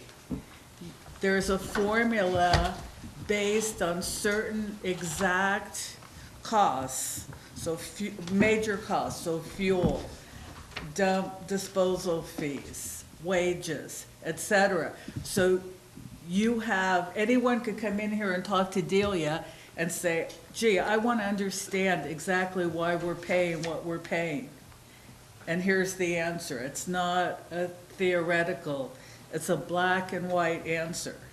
And if next year at the rate setting time, which is October, you would like us to form a little committee like we had before of a member of GS, or G, wait a minute, G. It was 2 members from this district and 2 members And me. from their district. And me. Well, Yep. I want to have the joint Oh, okay. committee again. Okay, if you want to do that, that can be done. Yeah. So the bottom line is the rate methodology contained in this agreement is the exact same as the rate methodology in Montero's agreement. Exactly, yes. And the inputs will be the same also, because they are what they are. So, and I don't know if this is relevant, I don't want to complicate things, but I know there has been a lot of discussion from other community members about, so there's a lot of people privately that are collecting waste on after Saturday and Sundays because, there's so much trash on the beaches. And is that something that would need to be renegotiated in the contract in terms of addressing? Well, Are you talking about the public bins? Are you Yeah. talking about the No. Beach Coalition? Yes. No, he's talking about like the public cans at Princeton or, Those All cans, along the beach, and maybe. yeah. So, because you guys have no jurisdiction over that? we pick up the cans all along the beach. We pick them up 4 times a week now. When was that effective? The 4 times a week? When Delia and I talked about it, during the summertime, we pick them up 4 times a week. And then at the wintertime, when it's not as busy, we pick them up less. In fact, on some of the holidays, we pick them up twice a day. The guys will pick them up first thing in the morning and then as they're coming back from the dump, they'll get them again when we know it's gonna be busy, like the 4th of July or things like that. But we do not have the capability of going on the beach and picking up the trash. We do the beach cans. If you're talking about the issue that woman raised. No, I'm just There's a talking broad about in one? general, there's Okay. a lot of spots, Right. I know it's changed a little bit, but I know. But when you say on the beach, I think you're talking right at the edge, because they basically need to be able to stop the truck right next to the Right. can. Yeah, and Right. wherever that is, I know like over by the skate park, there was a trash can there and some guy was coming every Monday. I know there's other people, I've seen them out there, same people almost every day you walk the beach, it's the same people cleaning it up. And, it's something that, no matter how much we do, people are gonna come in, tourists are gonna come in and litter the beaches. There's nothing we could do about that. All we could do is hope to contain it, essentially in Right. terms of. Chris, was our provision gonna provide an open-ended thing for adding other cans if needed? Well, this is a discussion that Delia and I have been having, and Chuck. There was a can at the corner of West Point, at the dead end of West Point. Now, that can was being used for for household trash. There was somebody in a, Well, let me clarify, it's being Okay. used for household trash and beach trash too. Right. very. People were illegally dumping. People But- were illegally dumping, but then there were people also Yeah. dumping. But- stuff. I'll chime in at the MCC meetings, we've been hearing the same. Okay, thing. but it was. Household trash or not, there is beach trash going in there, so. Yeah, I understand that, but my men are picking it up, they're dumping the whole can. Right. and- It's 1/10 beach trash and dog, trash. Household trash, so bad that somebody was living in an SUV on the street and came out, and my guy was told to throw the can away. They literally threw the trash at him and told him to take it. And, that's ridiculous. 3634-911. Pardon me? 3634-911.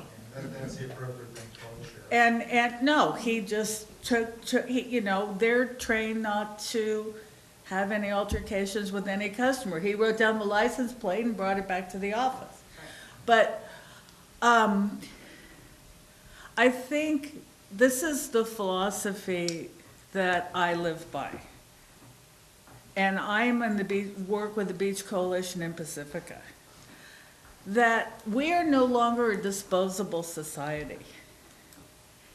That if you're walking your dog and this can is at the corner of West Point, it's kind of a blind spot. If you're walking your dog, why is it my duty as a citizen of El Granada to have to accept your dog's waste? I didn't buy your pet. You're responsible for your pet. You're responsible for your own household excess trash. You don't want to pay for extra, so it's easy to throw it in that can. Sure, but the counter argument, I mean, the argument makes sense on the face, but the counter argument is that when those facilities aren't provided, then people just let their dogs crap wherever. Okay, but, all right, then I'm gonna I bring. don't wanna get philosophical. No, I just, I just wanna say one other thing, and this is the argument that I had with Delia and Chuck. All right, these cans are not built. So that means every other customer in El Granada is paying those costs. Subsidizing it. They're subsidizing those costs. Now, I understand the cans right along the beach, but when you put a can at the end of a road like that, all you're asking for is people to dump in it, and it's 90% household trash. And so 10% trash that would otherwise wind up on it. And I guess that's the other, you know, I think most people in El Granada would rather bear that cost and have the environment bear it. Then, okay, then. And I guess the yeah. question is better coordination in terms of addressing, you know, a lot of people in the community have, and we just need to coordinate, and that falls outside of the contract in terms of those are carve-outs that we would Yeah, but Chris, work with. but the reality is Chris has been very good at, you know, Yeah. we talked about that, and, you know, we're still resolving that issue. Exactly. Like I Okay. said at our last meeting, you know, we didn't take away the can to spite anybody. Yeah, Right. We tried to take away the can to resolve the issue. It looks like it may not be resolving the issue, so we may be putting a different kind of can back, but And- she's worked with us. And to- so you are looking at a different Absolutely. can I with won't put smaller I openings. certainly, I won't put a big can out there. No. Anyway. You know, I'm thinking of, Restricted opening. you know, I went to UCLA and Westwood, UCLA is in Westwood. Westwood has a city trash can, I believe, on every corner. You know, only one of the four at every intersection, but there is a can at every intersection. And if I recall, they're designed in some way that about the biggest thing you can put in is like that. Basically, you reach in and drop, and that's all you can do in those cans, and that's what I And that's want what to we're see gonna here. be looking for if we need to. So. And we have absolutely no problem picking up the can. In fact, the Harbor District used to pick up that can. And all of a sudden, they stopped picking it up for whatever reason. And so Delia had called and said, you know, this can is getting overflowing. So we started to pick it up over a year ago, I think it was. Well, you guys originally were going to pick it up Well, way back. but originally, Yeah. all that was there was a pair of recycle bins. There was no No, ordinary trash can. it was a two-part can. Right, but It I was think a they're, two-part can. I thought they were both recycle bins. No, one was garbage and one was, so, you know, we've picked it up twice a week. And we have no problem, but I urge the district not to start putting these cans all over the place because You're just asking for Yeah, that. I think the problem with the can we're talking about, and I don't wanna keep talking about cans, because Right. we want to consider the bigger picture agreement here, is it was there, people got used to dumping, when we took it away, they said, I'm still gonna dump anyway, so that may be a one-off issue. Mhm. So, but let's try and bring the dialogue back to our All agreement right, in so front of us. now Chris just made a comment about zero waste, and for those who weren't here or don't remember, at the last 218 hearing, I voted no on the rate increase. I went to the podium, I got up from the board table, I went to the podium and submitted my formal letter of protest, and then came, sat back down and voted no on it, for the specific reason of there wasn't a big enough gap between the cost of the 20-gallon service and the cost of the, now it says 32-gallon can service, in terms of furthering the state's mandate for reducing the amount of stuff going to the dump. And now the gap between the 32-gallon can and the 64-gallon can Yeah. is $50. Well, so what I'm looking at here is And you it looks, can't buy, I already asked Chris this, you can't get two 32-gallon cans, so you can't get around that, so. okay, but what I'm looking at is it looks like the gap Just- from 20 to 32 is slightly bigger than in the old. And I did that just for you. Okay. I did because I know, I knew. Works for me. I knew that, and I brought that up. I said, remember Leonard Yeah. is concerned about that. I'm You know, for disappointed the in you. specific, I, for the specific reason that to encourage people to reduce the amount of stuff, there has to be an incentive that they can go to a smaller can and save money. Otherwise, they're not gonna bother working to reduce the amount of Okay, stuff. they but- So send thank to you, dump. so thank you, Chris. on the other side of that, just so that Leonard understands, and I know you do understand this, but for the new members, it costs exactly the same amount of money to pick up a 20-gallon can versus even a 64-gallon can. The difference is the disposal fee. That is the only difference. And believe me, I've seen some 20-gallon cans that I could barely pick up. One of the other things that was mentioned previously, and we kind of let it fall through a crack, I don't know that this got as far as you hearing it, though.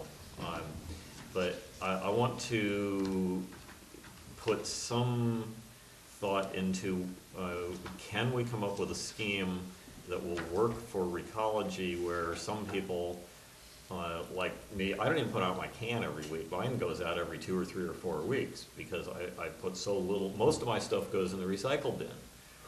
Very little goes in the You general mean waste every other bin. week service? And so if we could come up with a scheme that isn't too much of an administrative burden on the drivers to provide for people that don't even fill up a 20-gallon can, I'd like to see us revisit that. There's talk of that, I shouldn't even tell you this, but there's beginnings of a discussion about that. Yeah, somebody I think mentioned in a Montero meeting. No, Next thing you know, we'll be meeting. No, with so Stewart by- For charges. What a concept! so by next rate increase, I'll have a different rate to offer, So, and then you'll really be happy. I know so there by are, a year from now, can you have some, I'm outline of hoping a- that I'll have something for you before a year. Okay, great. I know there are places where they have on-demand pickup. Wow. But there's But they on charge demand. you just about as much as a Yes. monthly fee. Yes, So, and I'm on that committee, so I'm Okay. kind of, All right, I'm looking And forward to hearing something only on that. because of this district and Montero. Yep. Because I know, you have been, since I first started with this company was 1985, these two districts have been the best districts about recycling. Can you send? From the very beginning. Can you send staff to distribute to us the statistics on how many Granada district customers of yours have each of these 3 service levels? Yes, Yeah, we actually have it from 2 years ago. I have that. Yeah. Yeah. Because I'm gonna order the carts tomorrow, because I want the carts to be here before winter, before the rain starts. Since the recycle bins are brown instead of blue in this district, what color are the general bins gonna be? They're gray, Are these the same bins that Montero got last year? yes.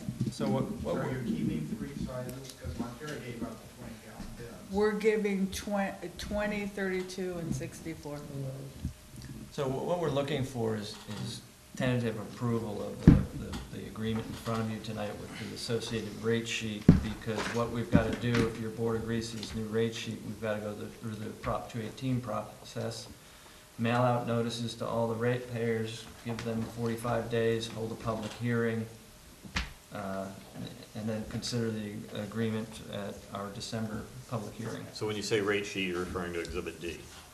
The new rate sheet. Now, there's this other last page here in a totally unacceptable font that seems to be nearly identical to Exhibit D, so I Yeah, don't that understand is the why. that is the updated one.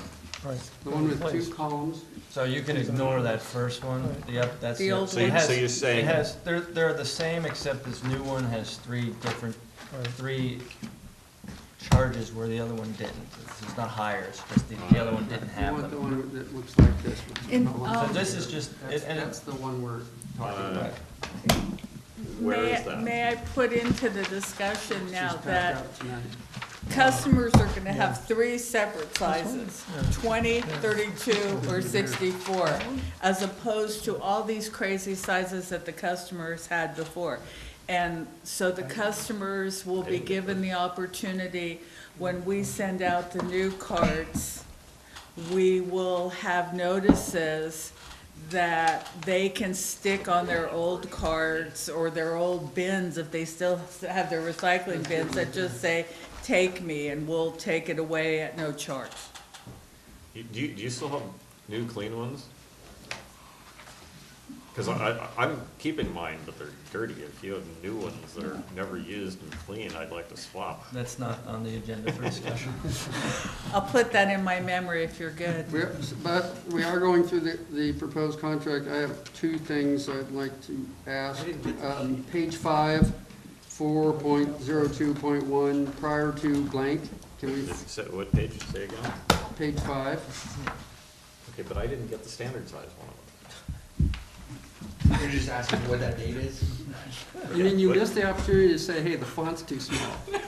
I guess we had to go through that process first, so that's my mistake. So anyway, yeah, prior to, Chris just said that she was going to order cans, so that's good. Tomorrow, Page I 5. have it all written out, ready to So go. can we put a date in here that prior to something in 2015, contractor shall offer the? Yes, there's gonna be a few minor revisions to this, like I have to correct the phone number, I have to put in the proper date, which I didn't know We'll at the put in time. all the dates. So, because remember, this is not final approval, so final approval will come in December. And, okay, great. And then what was your other one? Page 11, 4.10.1, it's service on weekdays between hours of 7 a.m. and 6 p.m. Is this a change? Was it not 6:30 previously? No, it's always been 7. They just ignored that previously. Because, No, on the weekends. Oh. So is that a change? No, This says weekdays, it says, does it say weekdays? yes. Shall be collected from premises occupied by residential service recipients only on weekdays between the hours of 7 a.m. and 6 p.m. And I thought it had previously said 6:30 No, because. no, it's been 7 for longer than I've been on this board. It's just that up until Recology took over, they ignored the 7 and came around anywhere as early as 6. They were at my house at 6 We yesterday. don't leave our yard until 5:45, and, in Pacifica, Yeah, but at that hour, it's a 15-minute drive. They're here at 6. we attempt to get all the, commercial customers first. So they were at your house at 6 yesterday? Yeah. Okay. Yeah, see, which is fine with me. I'm only asking if this was a change. Well, It's not. it's not fine. Why don't you look into it? I'll It's- look into it. It's not fine, and, you know, I happen to know when they start because, the beginning of the residential route is in fact, 2 blocks from me, and so I can look down the street and see when they start. And they make extra noise when they go by your house. Well, apparently one of the Just design feel it. apparently one of the design criteria for garbage trucks is make them as loud as possible. One of the ones, One of the design criteria for garbage trucks is make them as loud as possible. Bless you. Thank you. you need to get up early that So- day, exercise. Early is not Is your my board vocabulary. generally in agreement with this? So- Agreement in principle, right? Still needs to Right. be reviewed in December, so yeah. So. Yes. I So am. I'd like someone to make a motion that we approve this in substantial form and direct staff to proceed with the Prop 218 process for a public hearing in December. Motion, Someone just says so moved. So moved. so moved. All right. Second. Enough discussion. Enough discussion. All those in favor? Aye. Aye. Motion passes. Thank you, Chris. Thank you, Chris. And Chuck won't send you the font size memo. This last page here is literally half of an acceptable font I'll size. send you a bigger size. I blew it up. Who seconded that motion? David. And may I just say that the next time I have union negotiations, I will have Leonard come in because his idea is to put the 2 people in the closet so they can fight it out before they come. I'll remember that. I'll offer that. Okay. And I'm gonna put you in the closet with them. That ought to do it. I let that one Everything will slide be by. settled immediately. Yes, but what happens when I'm the only one Are you leaving? going to replace that can then? Yeah, we can talk about that. All right, you do it and then call me. Okay, item 3 on the action agenda. Consideration of commercial lease agreement with Working Dirt for district office located 504 Avenue Alhambra, 3rd floor, El Granada. Okay, as I reported before, this lease is substantially the same rate as our previous lease. They've just removed the CAMS calculation, so it's a flat rate of $4,000 per month versus our previous rate of $3,950 per month. So I would recommend approval. David, you deal in real estate rentals like commercial. I believe that the total space we have here is somewhere in the ballpark of 1,400 or 1,500 square feet. Is this in the right range of cost per square foot? No, I think that, I'd say roughly we could use $2 a square foot as kind of a general, guideline in terms of, I think more high demand areas are gonna be above that, I think, So that means this is, but I think we have to take into consideration what it would be with, with triple net in terms of, when you factor all that in. Well, it is close to it Yeah. because our base rent was somewhere near $3,000 and we've got 1,400 square feet. And we've gone back and forth on the square footage of this thing and all that. So we're in the ballpark. 'Cause I remember I benchmarked it 2 years ago and I was between $2 and $2.25. And this is actually, I don't know if it's Class A, but it's pretty prime. I mean, just the view is, not that we need it, but it's there, so. am I off by factor 2? Yeah, this is 7. No, the combination of the 2 sides is somewhere in the ballpark of 1,500 square feet. The square footage is, And so at $2 a square foot, somehow I slipped a 2 multiplier somewhere. Yeah, okay, so it is about right. Yeah, I think, Yeah. when you factor all Tweak the motion. So I would like to suggest a motion in which you authorize your general manager to sign a lease substantially similar to what you have in front of you. And and we had also authorized him to try to broaden in paragraph 15 the use more general in terms of whatever a CSD can do, and eliminate 36A and B if possible, which is the arbitration and mediation, mandatory mediation and arbitration. And so I'd like to get that clear, that he has the authority to try to negotiate for those things. So moved. Yes. Second? Can we send Sam Carr the font size memo? So Leonard moved, Jim seconded. Got to call the vote, Matthew. Well, I would have a little discussion on this email that Delia received on Friday the 10th from, I assume this is from the representative of Dirt. Billy Daniel.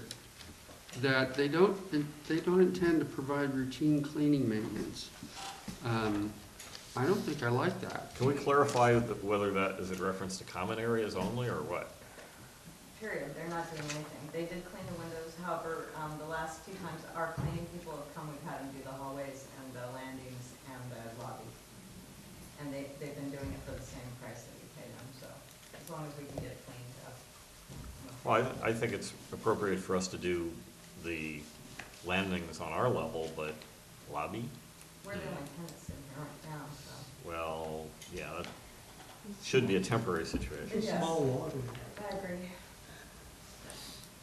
Why don't you include in the motion authorizing your general manager to I'll try and negotiate get on him to that clean. subject? So Yeah, whose do we- motion was it? Would you add that in? Fine, to add what exactly in? To try and get them to provide cleaning services. All right, I will add that as an amendment to the motion if the seconder accepts that amendment. Second, yeah. All right, let's call the question. All those in favor, say aye. Aye. Motion passes. Item 4, consideration of report and ongoing issues by District Sewer Authority Mid-Coast Side representatives. Oh, no, Rick's not here, I have to do it.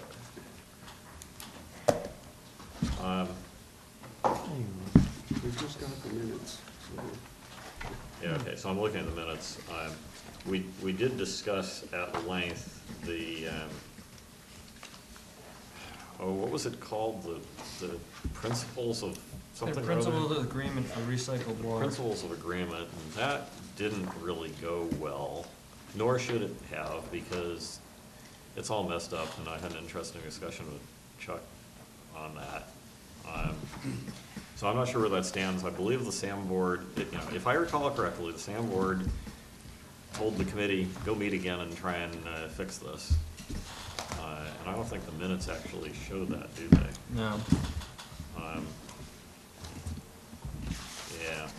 So what happened subsequent to that meeting is Alan Elefano, representing the Recycled Water Committee, sent around this draft principles of agreement for recycled water, which they asked for comments from us. And I read through this, and I'm telling Leonard I've negotiated several of these recycled water agreements, and I'm in the middle of negotiating 2 more as we speak.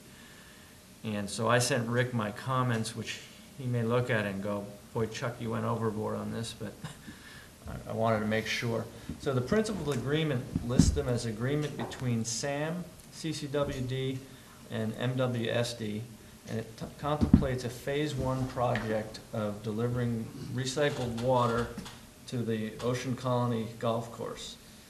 And that's the phase 1 project. Montera's in there for some reasons, for something down the road, in case they ever run a pipeline, a recycled water pipeline from the SAM Right. plant. They're all reserving the their way out. right to obtain the proportionate share if it ever becomes practical for them to do so.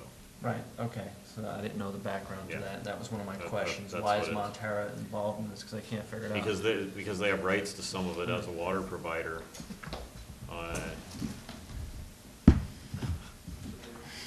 What's going on over there? I think staff just given up. So, as a water provider in the SAM service area, they have a right to their share of the water. The difficulty right now is how to get it there. And so they're Right. just reserving their right to get it at some undefined time in the future, which makes sense. So generally, when you do these agreements, you look at a supply side, which is Sam, and you also look at demand, which I don't think they've done to this point in time. I don't think there's much demand up at Montera. The real easiest, obvious one is the golf course, because it's right next to the plant and whatnot. Well, There more might- significantly, there's a pipe that the golf course has that runs right Right. up to next to the plant. And then possibly down the road, maybe something at Nurseryman's Exchange or some of the growing fields. And some of the comments I had was, I thought it should be approved at the SAM level. We were signatories to it. I don't know why, all the individual agencies. And I don't want, it's a very vague document, but it's, when people start signing things and it says principles of agreement, I think it locks us into stuff. And as I explained to Leonard the other day, these recycled water agreements are tough because they're forever. So it's tough to figure out what to put in the document, and, you know, we've signed a couple down there where you start off with the pricing is fair, so, you know, we're selling our water to a Lebanon Water District for half the Met rate. Well, then if the water rates spike 100% over the course of 5 years, all of a sudden it's a really good deal for them and not for us. It sounds like it would be, but it's not. So these need to be really carefully looked at. So I want this to be more of a letter of intent, memorandum of understanding, that kind of thing. And So since Rick is on the recycled water committee and I'm not, can you communicate this stuff to him? yeah, I already have. So I sent Rick an email with all this stuff into it. The other two big things is they define the level of recycled water as that which is acceptable to CCWD and MWSD. And it should just be called disinfected tertiary, which is what recycled water is. I don't want, CCWD shouldn't be able to order up some designer water, if you And will. there's not a state mandated definition of that term? And I put that in place, that it's California Code of Regulations, Title 22, says here's what that level of treatment is. But how would that mesh with, if we have to treat the water to make it acceptable to the golf course, you know, particularly if we have to add gypsum, you know, if we just say we're gonna give CCWD water at Then you disinfected can tertiary. include that, because that's exactly what you don't want to happen. So I don't want to sign this agreement that says water acceptable to CCWD, and 5 years from now or 2 years from now, they say that salt content's too high, I've got to do reverse osmosis. You know, who pays for that? And my biggest complaint with that agreement is I couldn't tell who was paying for what. It seemed to contemplate, it seemed to conflict itself on who was paying for what to build it, and then how much, if any, we're getting from CCWD for the water, so. Well, where it appears to be headed is that Sam would only get paid costs. Right, and there it is again, what's costs? Is costs of the back-end operation, is costs from the time it hits the front end of the treatment plant? I've been down all these paths. Okay, the marginal cost Right. above our current treatment of providing it. And if that were the case, then, just so you know, CCWD would be getting the deal of the century. Right. And And so, our ratepayers so I wouldn't. really like what you had mentioned to me years ago on the first go-around with this, that one of the contracts at an agency you're involved with, basically, as the water distributor increases their cost, half of that goes back to the Right, or provider. you set it to the rate that CCWD buys it from whoever their wholesaler is up here. So in that way, they're paying the same for, or something near it. Well, CCWD produces a lot of their own, and then they buy a lot from SFPUC. Right, so that's the kind of stuff you look at, but none of those details are in here, and that's why I say I'm loath to enter into an agreement. Okay, what I would That suggest vague. and request is that you basically transmit to Rick, as our representative I on did. Sam's Recycle Water Committee, the contract, one of the contracts that's working well in one of your other districts. Yeah, I think I did that already. Okay, because that's the direction we should go. You know, I read the contract years ago when you sent it to me at that time, and I thought that was a good contract. And, you know, it's like, why do we have to reinvent the wheel? Here's a contract that works, let's just adapt it. Well, there's gonna be political considerations here, because they're making headway on the recycled water issue, and I don't wanna completely derail that. I just wanna make sure that we've just got this guiding principles right now, and when we get into the final contract, we take a hard look at it. So, Absolutely. yeah. So Rick asked me to talk about that, and I have. Thank you. Okay, so, you know, the rest of the stuff, there wasn't that much, it's in the minutes. We authorized the manager to purchase a new combination vacuum flusher truck, and I don't remember exactly what the explanation was there. These trucks are all custom built, so it takes like 6 to 8 months to get it after you place the order, because you tell them what you want, you know, like an à la carte restaurant. And then, of course, you see the item about purchase pump base repairs. The one that was more interesting, and if I'm remembering right, it's this one here, new business 5C, authorized manager to purchase primary clarifier drive units.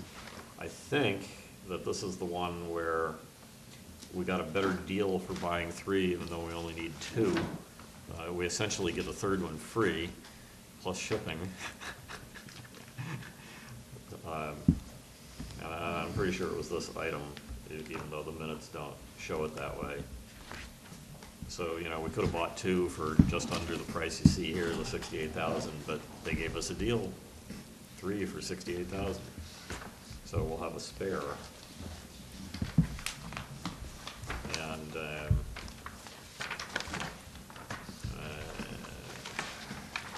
I think that's probably all I can say on this. I had thought there was more open session stuff than what I'm seeing here. Okay, so, we'll do, an amusing, There's a more recent set of minutes. oh, really? I thought Behind. oh, am I looking? I thought Weren't you looking at August? yeah. You're saying there's 2 right here together? Yeah. At the last meeting, Half Moon Bay sort of pointed at the flow report, because now the shoe's on the other foot, where our percentage is down, their percentage is up. It's like, hello.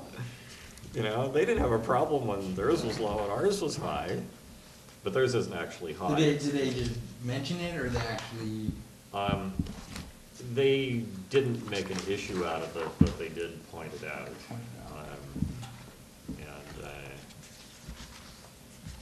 All right, so let me look over the September thing here. Yeah, okay, so, you know, I guess it was the September meeting where we had the lengthy discussion about those principles of agreement. The first flush that I asked for volunteers at the beginning of this meeting, they are, the organizations doing the first flush have significantly expanded the number of sampling locations this time around, and some of their other funding has disappeared.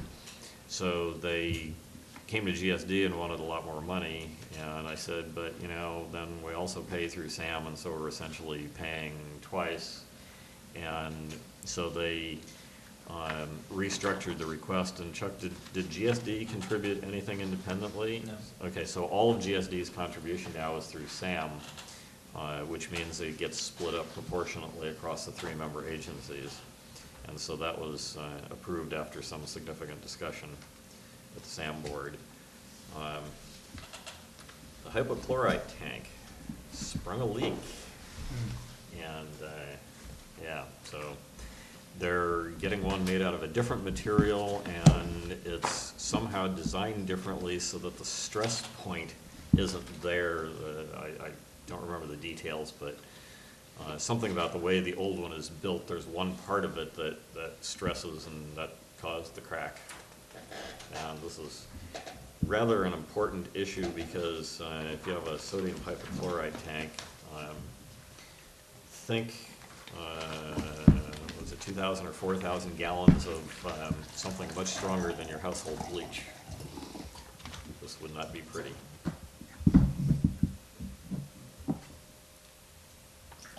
All right, I think that's all I have to say. And it is the September one where you see the Half Moon Bay flow at 52.7%. All right, thank you. We're moving to consent agenda.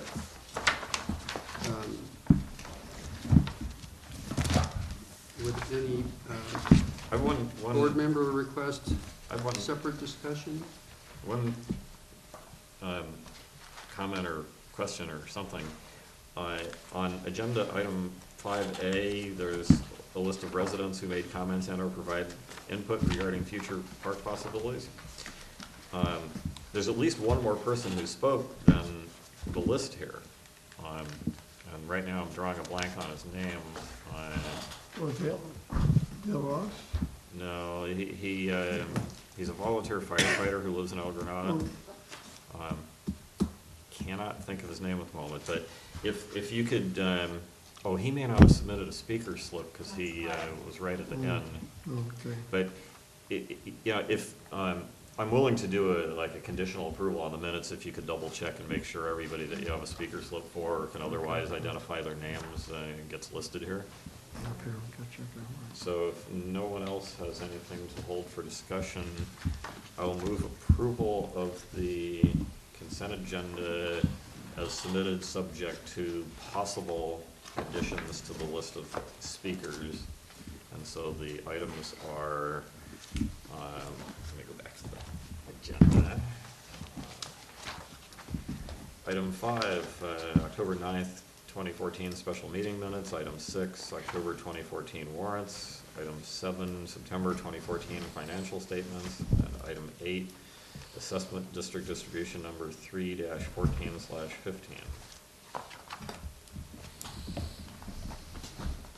Second?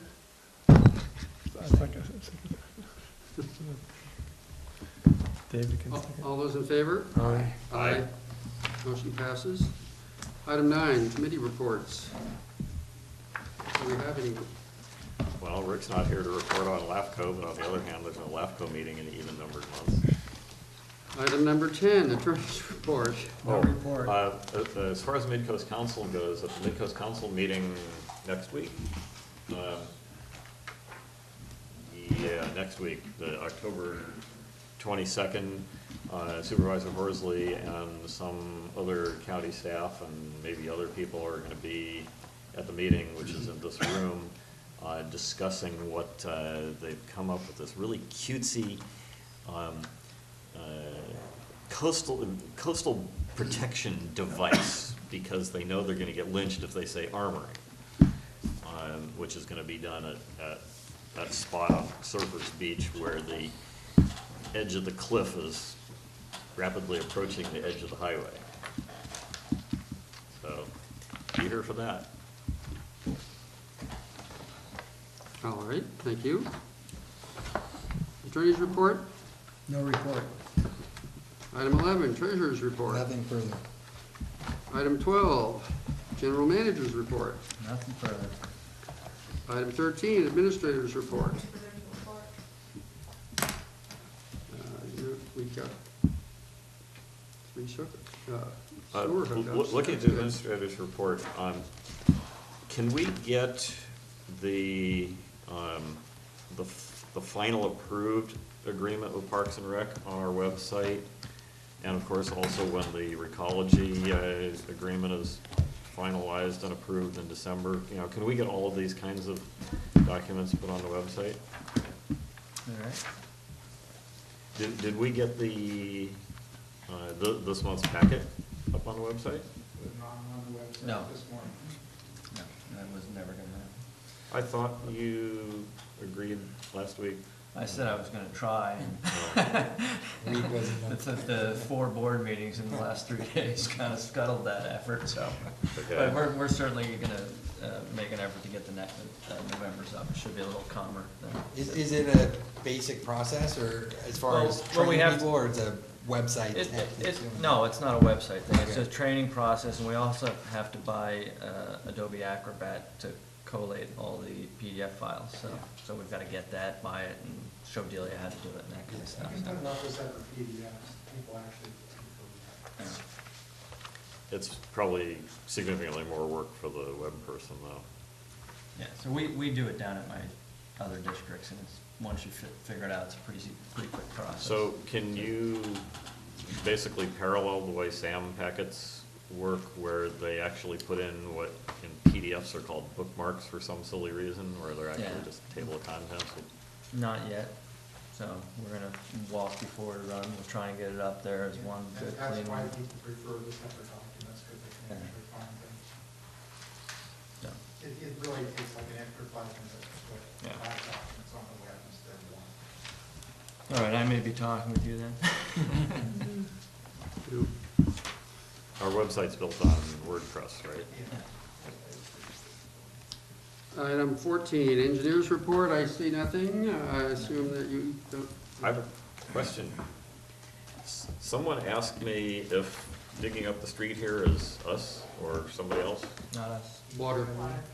Because I looked at the pipes that were piled up there, and they sort of kind of didn't strike me as water pipes. Because they had bell ends and didn't look like there's tight joints.